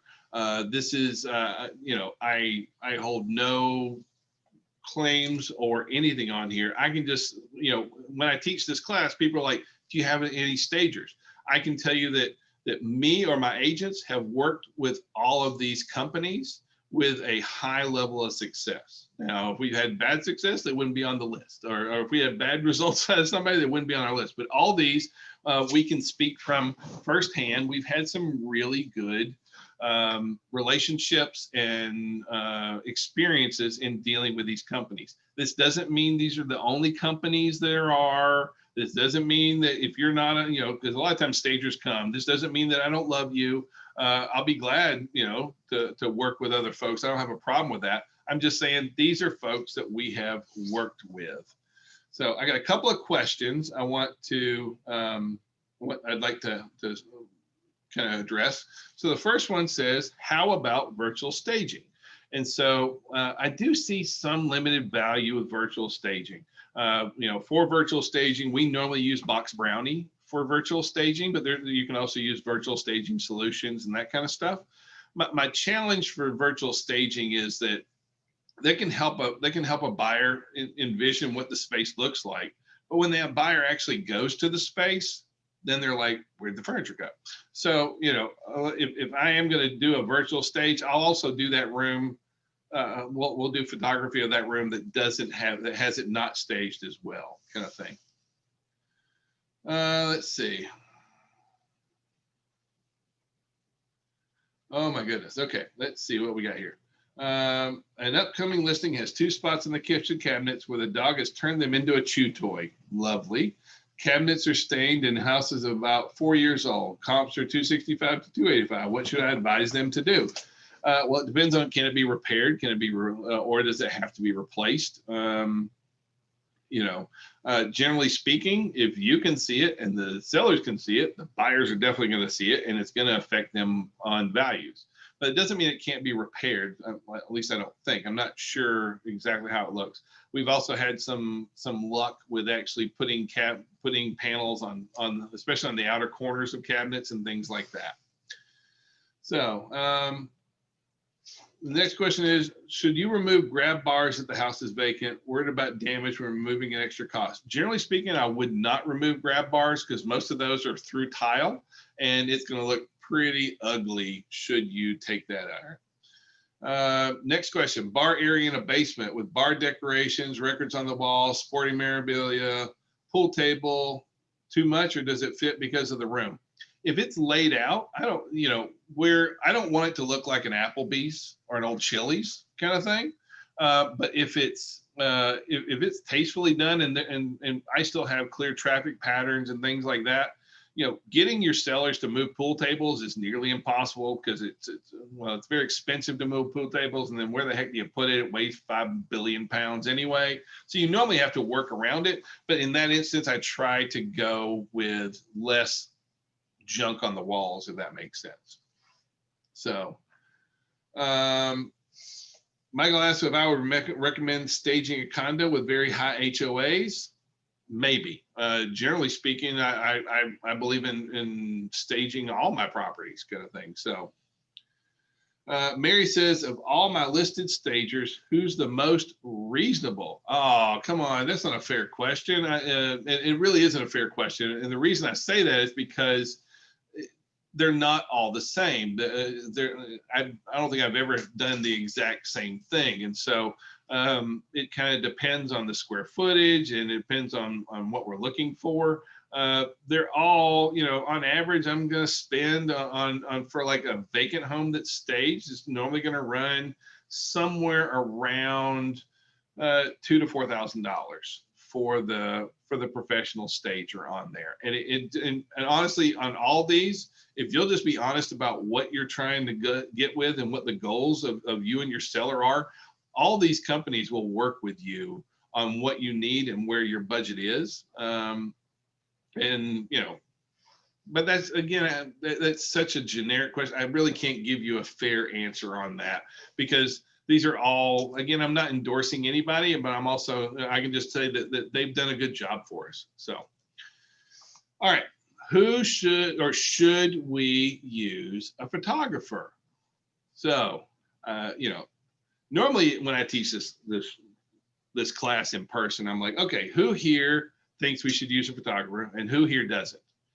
And then all the folks who say, well, I'm not sure that I really need a photographer. Well, let's look. So first, in the top left-hand corner, we have the house that is sideways. Looks great. Next, we have the house on the bottom that was taken by the agent, and they couldn't even be bothered to roll the stinking window down. Kind of like the one in the shot above where their car is still in the picture, like still right there. If you're wondering, yes, that is a life-size cutout of the rock that we found in one of our houses, and they actually took that picture and posted it in the MLS. The top left-hand corner, you might think, well, what's up with that? That's where a crafty agent wanted to show how the space would look if it actually had a stove, and so somehow they put this weird Photoshopped thing in there. The shot in the middle, I don't know if they like spit on the screen before they took the picture, but it's about as fuzzy as it gets. The picture on the top right hand is from a $800,000 listing. And yes, that is blurry. How about the agent that took the picture of the dishes in the sink? Like, of all the pictures that you could take, why would the dishes in the sink be I really want to focus on the selling features of this house. Here's some dirty dishes. Let's see. In the next one, we have the array of cleaning supplies. So we're really trying to show that off. To the right of that is the realtor's thumb, which always looks good in listing photos. This is the wall of the bathroom. I don't know why that would be a selling feature. The bottom right-hand corner, the agent wanted you to know this house has tile. So they took a picture of the tile from as close as humanly possible. And the one at the bottom here, I don't even want to know, first of all, why they have carpet in the bathroom and why they would get down on their knees to take an eye level shot with the toilet. But that's just weird, kind of thing. So again, you think we ought to use a photographer? I don't know. How about on the left, we defy gravity because we have houses, somehow these houses have turned on their sides. In the middle, we have the world's tallest realtor who took a picture. Over here, top right, oh yeah, how about a toilet seat on the wall? I know that I'd like to feature that. And then in the bottom right-hand corner, if you'd like to see what the realtor looks like, she took her picture in the reflection of the mirror. So again, I asked the question, do you think we should use a real estate photographer? Yes, we do. These are folks that we use with great success. They get a lot of our business and they do great jobs. Real estate photography, in my opinion, is worth it so much. It's not even funny. Okay, it's very important. Our buyers are starting their search online, and we need to have great looking photos, great looking images. Again, kind of like I said with the stagers, no one paid to be on this list. This is not it. I can just tell you that my agents and us, we have had great experiences working with these photographers, kind of thing. Some are a little bit more regional, like we normally use Brad Zimmerman down here on the South, in South Atlanta, but it just kind of depends. They all do really phenomenal jobs. It's kind of like the difference between a for sale by owner and a realtor. Like, a for sale by owner, can they sell their home themselves? Yeah, but it's going to be ugly and it's going to be messed up. Same kind of thing with real estate photographer. Like if you believe that a for sale by owner should be using a realtor, then you should definitely believe that a real estate agent should be using a real estate photographer, kind of thing, for the same kind of thing. All right. So who else do you need? Because you need some other people. You need painters. You need flooring, carpet contractors, regular contractors. I like been there, done that. You can find them online, kind of thing. But they bring small bins that fit in the driveway, make it very easy to haul stuff off. It fits in the same space as a car. 2 men in a truck. We use 2 men in a truck so much it's not even funny. Sources for boxes, pods, home cleaning services, charities that will pick up, storage facilities. You need to have these tools in your toolbox if you're going to be an effective listing agent. If you're going to be talking about to your clients about staging and setting their property up properly to maximize their value, then you need to come with a list of professionals and companies that will help them and help you to pull this off. So you're getting good at staging the home now, right? So what? Well, start marketing the fact that you actually can stage homes. Ask for referrals. Hold open house at your staged houses, that kind of stuff. I know open houses is a touchy subject during COVID right now, but you can also market to expired listings for sale by owners, and about the fact that you do this to help them sell their home for the most money. Hold staging lunches for sellers, virtual tours, create a newsletter which shows out all your staging prowess, kind of thing. Send out just staged and just sold cards to folks. Market yourself on Houzz and Yelp with it as well. Do blog posts. Get testimonials from on there. But you have the ability to talk about your home staging checklist, your door hangers. In addition, you also have, after this class, you can market yourself as a residential staging professional. This is not affiliated with any brokerage at all. And so if you want to use the RSP logo, go for it. As long as you finish your 3 hours here, you're good to go. You can find it at maximumpartners.com/RSP, and you can download the logo. You can send out, all these are infographics kind of thing, and talking about staging. You can use that on social media. Staged and sold, home staging 101, how to sell your home in this many days faster, that kind of stuff. The impact of home staging. All these are things that you can share out into your client base to help you really stand out. If you're going to take the time and the effort to learn and to work your way through, then these are very useful skills and you need to be able to market that. So, the other side of that is that I want you to be able to talk about what you do. And to be able to share it out on social media, 8 home staging mistakes to avoid, does home staging really work? That kind of stuff. 5 staging tips, staging. All these are things you should be doing on social media.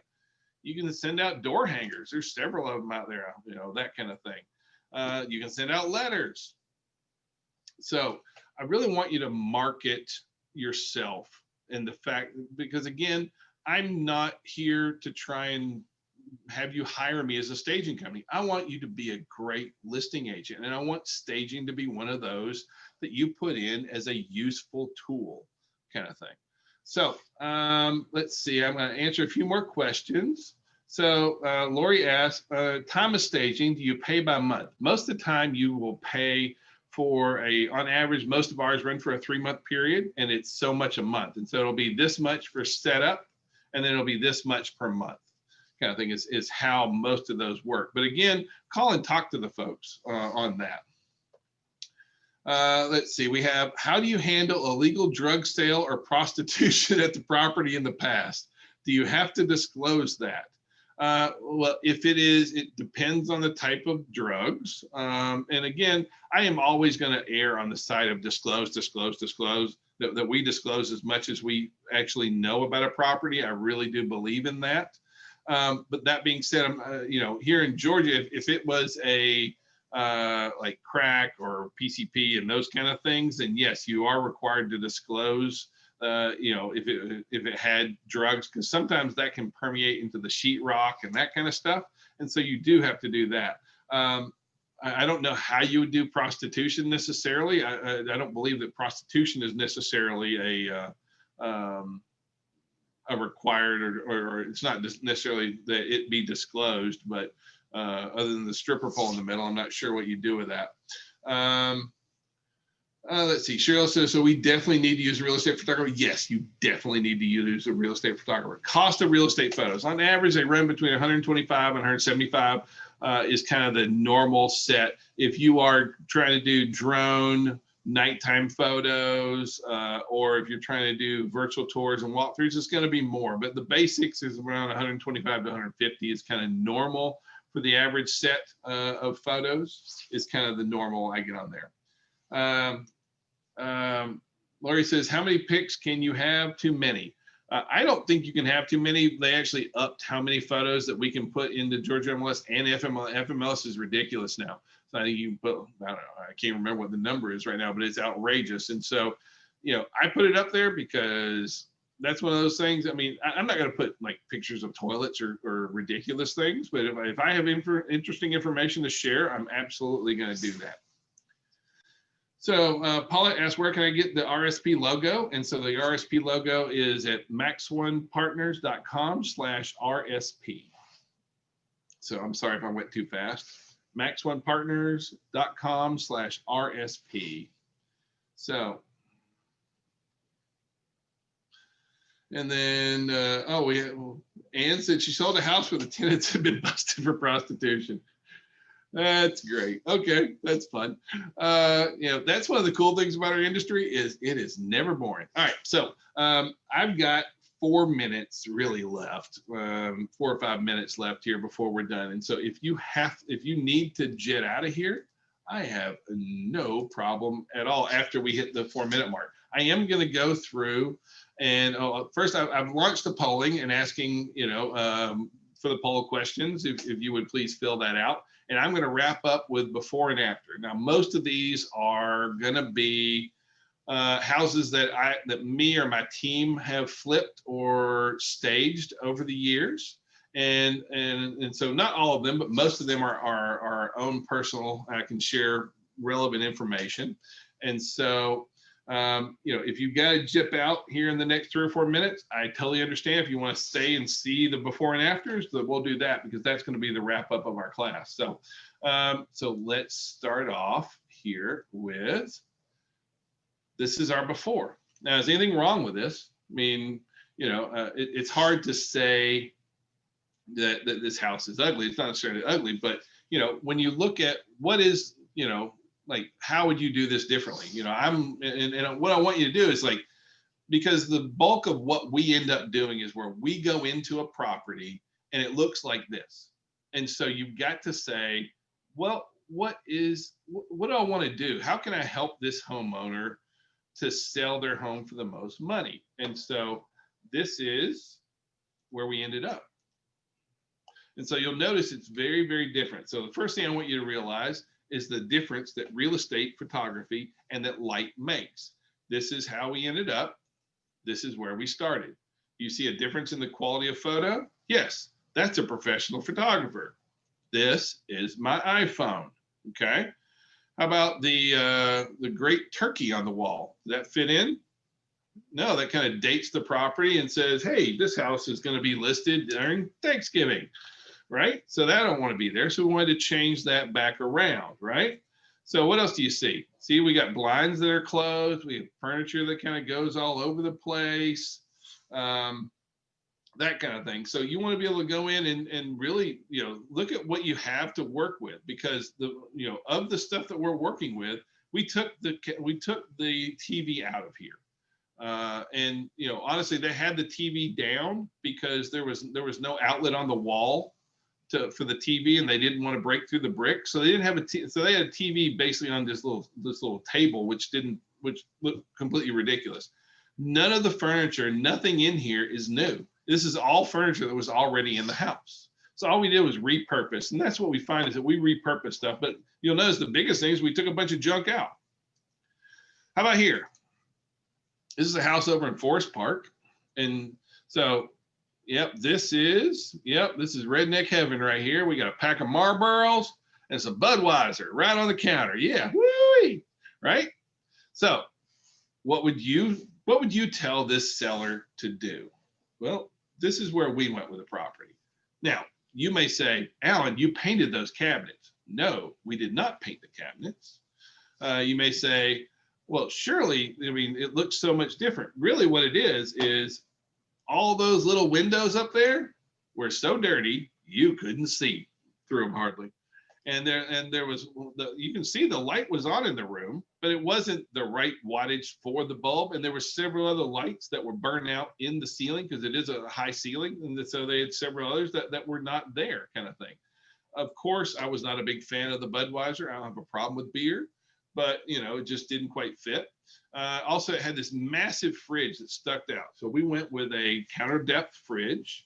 We did change out the stove, but the backsplash is exactly the same. The countertop is the same. Everything is, for the most part, the same. We did upgrade the Budweiser to a bottle of wine with a couple of wine glasses, and we got rid of the Marlboro Reds. So that's kind of how that worked. Next, we have, the dungeon. Just a really dark little house. You can see how dark this house is. And I talked earlier about how light sells houses. This is the same house. Now, how can this house be the same as this one, right? Well, if you look here, these little windows up here had these little curtains over all of them, which also were covered in about 1 inch of dust, kind of thing. So in here, we changed a couple of light fixtures, refinished the hardwood floors, because you can see that the hardwood floors were already there. They just weren't particularly shiny, kind of thing. And so we went through and just basically cleaned this place up a lot, added a ton of light just by opening the windows and cleaning it up, organizing it. We did change the table. But just because the one they had there was square, it didn't fit right, that kind of stuff. So how about here? So this is our before, and we see this a lot. You know, this is one of those where, you know, mom thought, you know, I would love to have some distressed cabinets in my kitchen.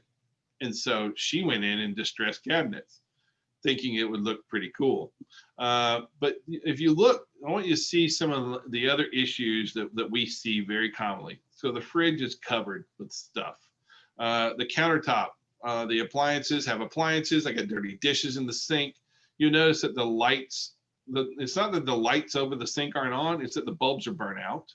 The counters look real mucky, and I mean the cabinets look real mucky, kind of thing. It's hard to see in this picture, but they have a dog, and the whole countertop and the whole island in the middle was completely scratched out, kind of thing. So what did we do?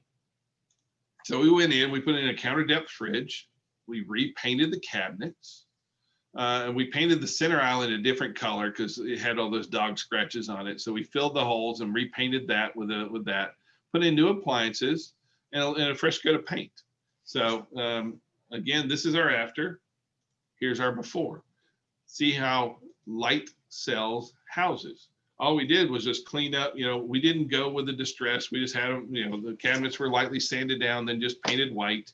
Countertops the same. And we did that in the middle, and it made a pretty impressive drastic change, kind of thing. So also keeping the under counter lights on, we love keeping the under counter lights. Even if you look in the previous photo, you know, they weren't turned on, and it really stands out. So how about this one? So this is one of those where sometimes you got to work around what you have to work with, right?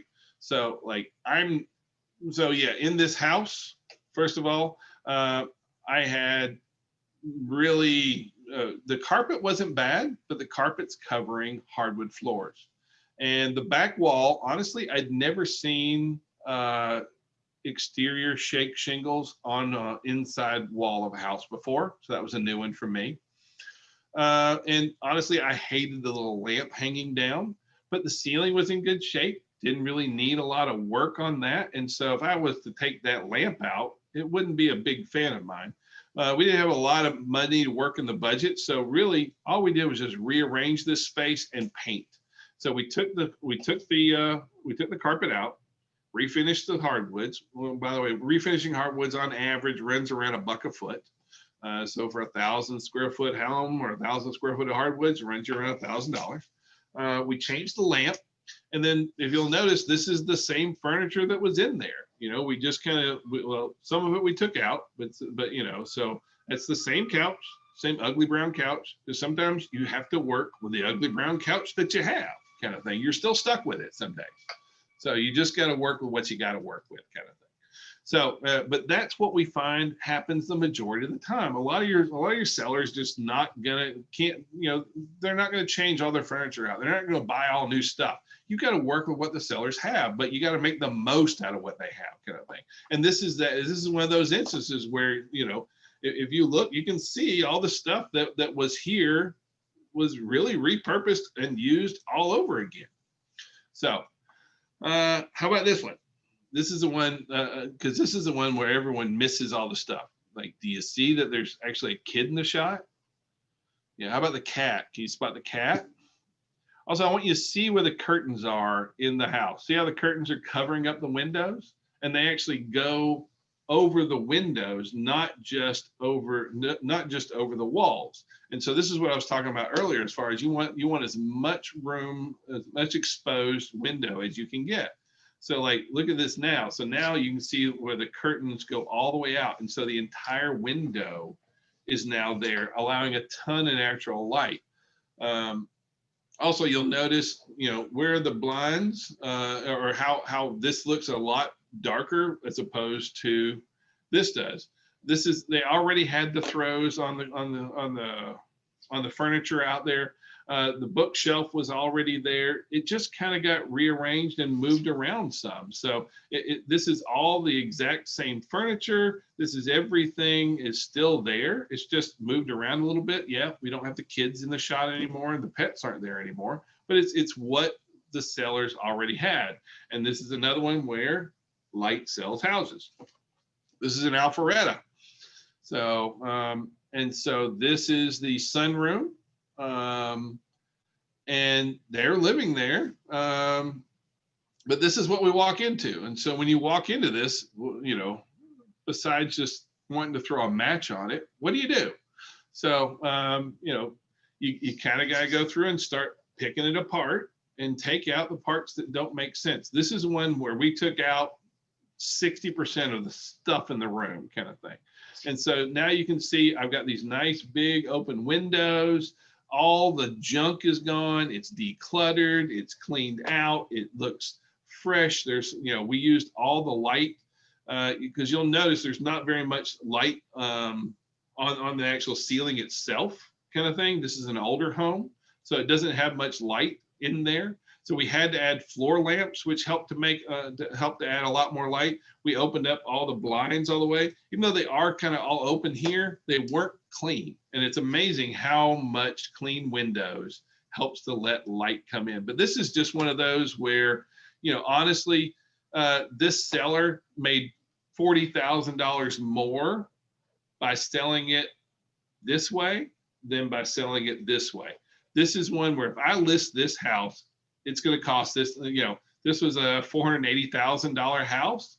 This would have gone 440, 450 in this condition in that area, as opposed to 480 in this price point. I mean, just being fixed up that way. This is one of those where, so especially we see this right now, the sellers don't want a draft coming out of the fireplace, right? So what do? They put that ugly black thing over it. What does that tell your buyers? Ah, this room has a draft, is what it tells us. Also, is there a focal point to this room? And what should the focal point be to this room? So the only thing we did here, the only thing that's new on this one is the rug. So we bought the rug, same chairs, same couch, same ugly plastic plant. Not a fan of the plant, but sometimes you lose, right? Kind of thing. It's just how it goes. So, but this room makes sense now. I took, you know, before, this is our before, stuff everywhere, turned all the way around. We have the same, but if you look, it's the same ugly chairs. I don't know what that candle thing was on the ground there, but now it even made it into the final image. This is a house that sells for more money, and really, this was a $50 rug, was the only purchase made to turn this into this kind of thing. And that they did have this coffee table already, by the way. So now this was a sweet little lady right here. This is but this is one of those where sometimes our sellers are, so you know, this was a very nice older lady, and her husband had passed away, and so this was the back room. And it was not turned on, like she didn't have the AC turned on in the room and those kind of things. And you could see it was full of junk and stuff everywhere. The ceiling had all these weird stains on it, kind of thing. And honestly, I end up, some days you're going to find that you make recommendations and you lose. But sometimes you have to come up with a compromise, because obviously my style and the nice lady that owned this house is not the same. So you can see that some things I wasn't a big fan of. So we did go in and paint, but I really wanted to paint the wood on the wall. But the wood on the wall was put up by her husband who had passed away, and he was really proud of it. And she didn't want me to paint the wall. She said she just couldn't see it. So you'll see that we did paint the mantle white, and we did open up all the windows. We did refinish the hardwoods and move that kind of stuff around. This was all furniture she already had out there. The ugly chandeliers on the wall, I'm not a big fan of those. To me, it kind of dates it, but some days, guess what? You lose. And so this is my bachelor pad. Okay, it's not my bachelor pad, but this is, unfortunately, guy's house, right? You can see it everywhere. So dude lives alone, all by himself, not the neatest person in the world, but you know, it is what it is. And so this was our first initial impression. And so in here, we had to change out the flooring in the kitchen because it may not look it, but it really was in bad shape. But they also had hardwoods in the living room. But in the kitchen itself, as far as what we did, it really wasn't very much. In here, if you look, like I hate these slide-in stoves, but they're very expensive to change out.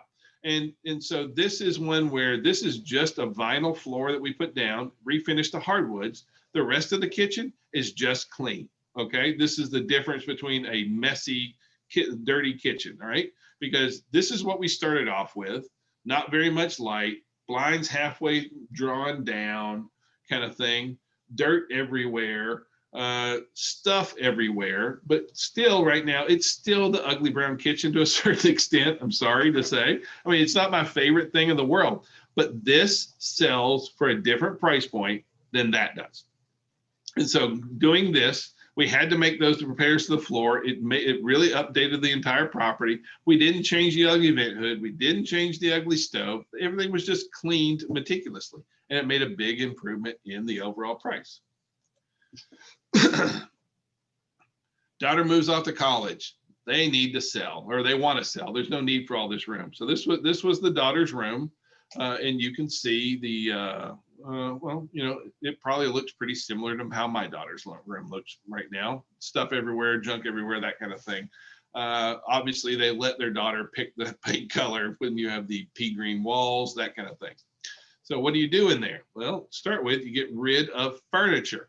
Look at the difference that this room makes. I want you to look how much more spacious this room is than this room. Guess what? Same room, okay? So we have a lot more room. The room got painted. And this is one of those where sometimes your sellers amaze you. I didn't do anything here other than talk to the missus, and we went through. She picked out two new little end tables. She picked out the lamps. She picked out the linens.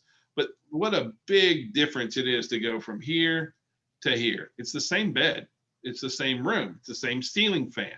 Everything is still the same. It's just been cleaned up, freshened up. We didn't even refinish these hardwoods. They were already in really good shape. They were just kind of mucky looking kind of thing. And so this just goes to show what can be done with just nothing but just really cleaning up, changing a few little small items around, and a fresh set of linens. But the biggest thing is getting rid of all the junk, right? How about this? Yeah. This is a place that you pull up and you're like, you know what, honey, just keep going. We don't need to go in there because I'm pretty sure there's an axe murderer lives in there. Well, we see this in downtown Atlanta a lot, kind of thing. Before, after. How's that? What a big change that the landscaping here really makes. Now, yes, there was definitely some renovations done to the front of the house as well.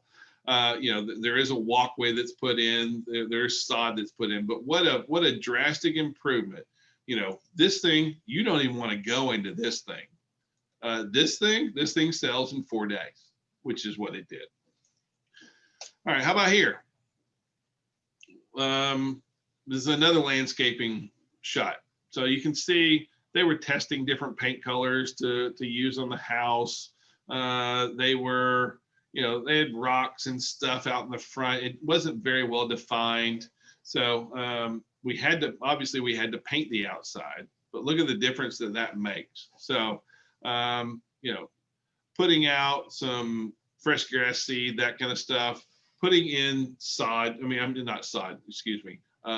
Putting in pine straw. Look what just having pine straw beds can do to laying out and giving you a overall look of the house. So like I said, we had to paint it already, kind of thing, but it's a pretty big improvement.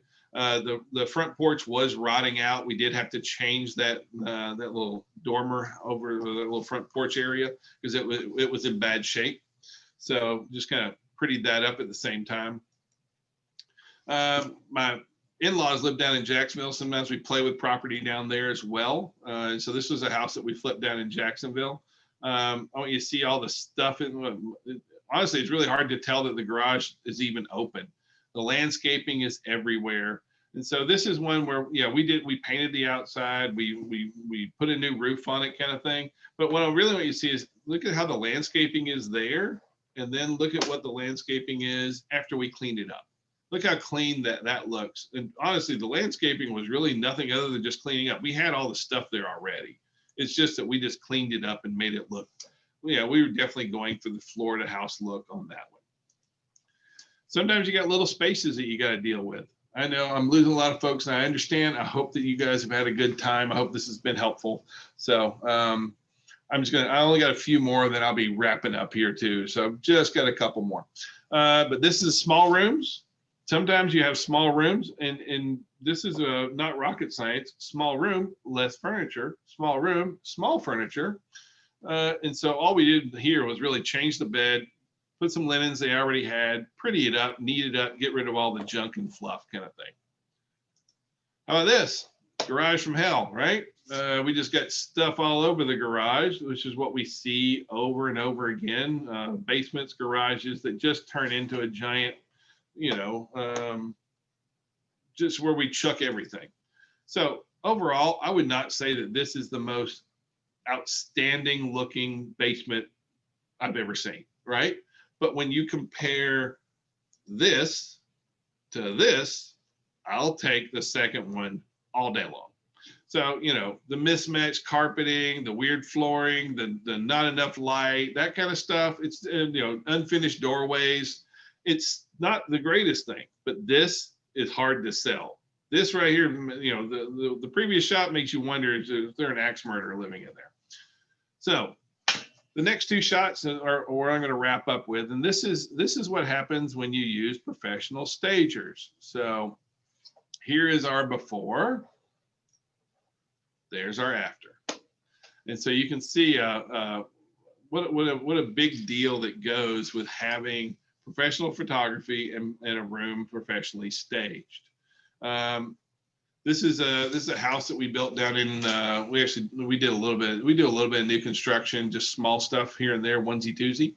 So this was down in Historic College Park, right there on Rugby Avenue.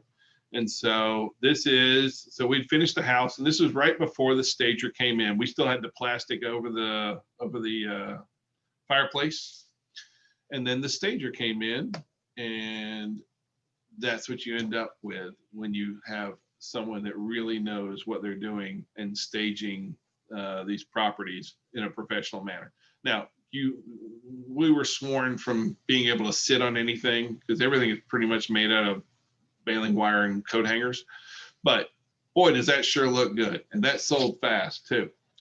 So I greatly appreciate you guys today. I hope that you found some value in today's class. I know that for staging that my approach is definitely different because I go from the approach of I want you to sell more homes and to use staging to do that. So I hope this was a helpful class for you. I hope you got a lot out of it. I am going to see if there's any more. If you have any more questions, I will try and address those. Let's see. Jennifer says, do I have a cabinet painter you have used and could you recommend? No, I don't normally have a separate person that paints just cabinets. For us, we have whoever paints the house for us is who we normally have do the cabinets as well. The real difference is in making sure that you're using a really quality cabinet paint. Sherwin-Williams and Behr both make paint designed specifically for kitchen cabinets, and we like both of those a lot. Let's see. Susan says, do I have people that I recommend that come and organize? Actually, I don't have any organization companies. I have stagers, but no, I don't. That would probably be a good person to have. Yeah, the class is over. You are welcome to leave whenever you feel like it. So you will get all the credits will be turned in for this class in the next 5 business days. We normally turn it into Greg either the same day or the next day gets turned. All the CE credits get turned in. It just takes them a little bit of time, and so we're kind of at Greg's beck and call about when that actually happens.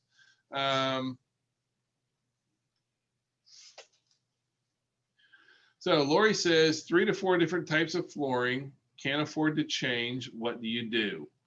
Well, it starts, well, it depends on what you mean by can't afford to change. Sometimes you just got to make do with the best that you can. You know, is there an area rug that could help to, you know, tie space together, outline it? Can you, will the different types of flooring, can you make each section of flooring work around a central focal point so it doesn't look so ridiculous? Sometimes we've seen that where in one room you'll have 2 different types of flooring, but if you can make 2 different seating or areas around different focal points, sometimes that can work. That would kind of be my go-to on there. Let's see, do I have a drone photographer I can recommend in the coming Dawsonville area? I don't, well, for all of our drone footage, we have that done by our regular real estate photographers. We find it much better to do that with our photographers, is who we normally use. I can try and, if you'll shoot me an email, I'll give you a list of folks that I do work with up in that area. I don't do a lot up there, so, but I do have some folks up there. Let's see, Lori says, do baby nurseries help sell? Less furniture, no baby, just thought it might help sell a small room. I have seen nurseries work that way as well. Normally, probably the most common is if you have a small room is to have it set up as a small office or a Zoom room. But you know, I have seen nurseries. I've never seen a nursery stage without a baby in it, but that doesn't mean you couldn't. But yeah, what you're really trying to do is just show how this room could be utilized best. For us, we normally go, we'll put in a couple of like those fancy sawhorses with a nice top in there and turn it into kind of a makeshift office kind of thing. Let's see. I do have hardwood flooring. I've got a couple of hardwood floor guys, but I am not going to remember this. So if you will email me, alan@max1partners.com, I will send you my hardwood guys kind of thing, because he's good people. Oh, same question, you know, the same people I use for hardwoods are the same people I use to refinish hardwoods. And again, if you'll just shoot me an email, I'll take care of that. Let's see. You will not get a confirmation or receipt on this 3-hour class. It will just automatically show up in Greg. We will be sending out a thank you and that kind of thing. So I hope that today was valuable to you guys. If I can be of any service, that is my email, that is my cell phone. Please give me a holler, call, text, smoke signals, any of that kind of jazz. So hope this has been a good class for you guys. And you guys have a wonderful day. And I'll talk to you later.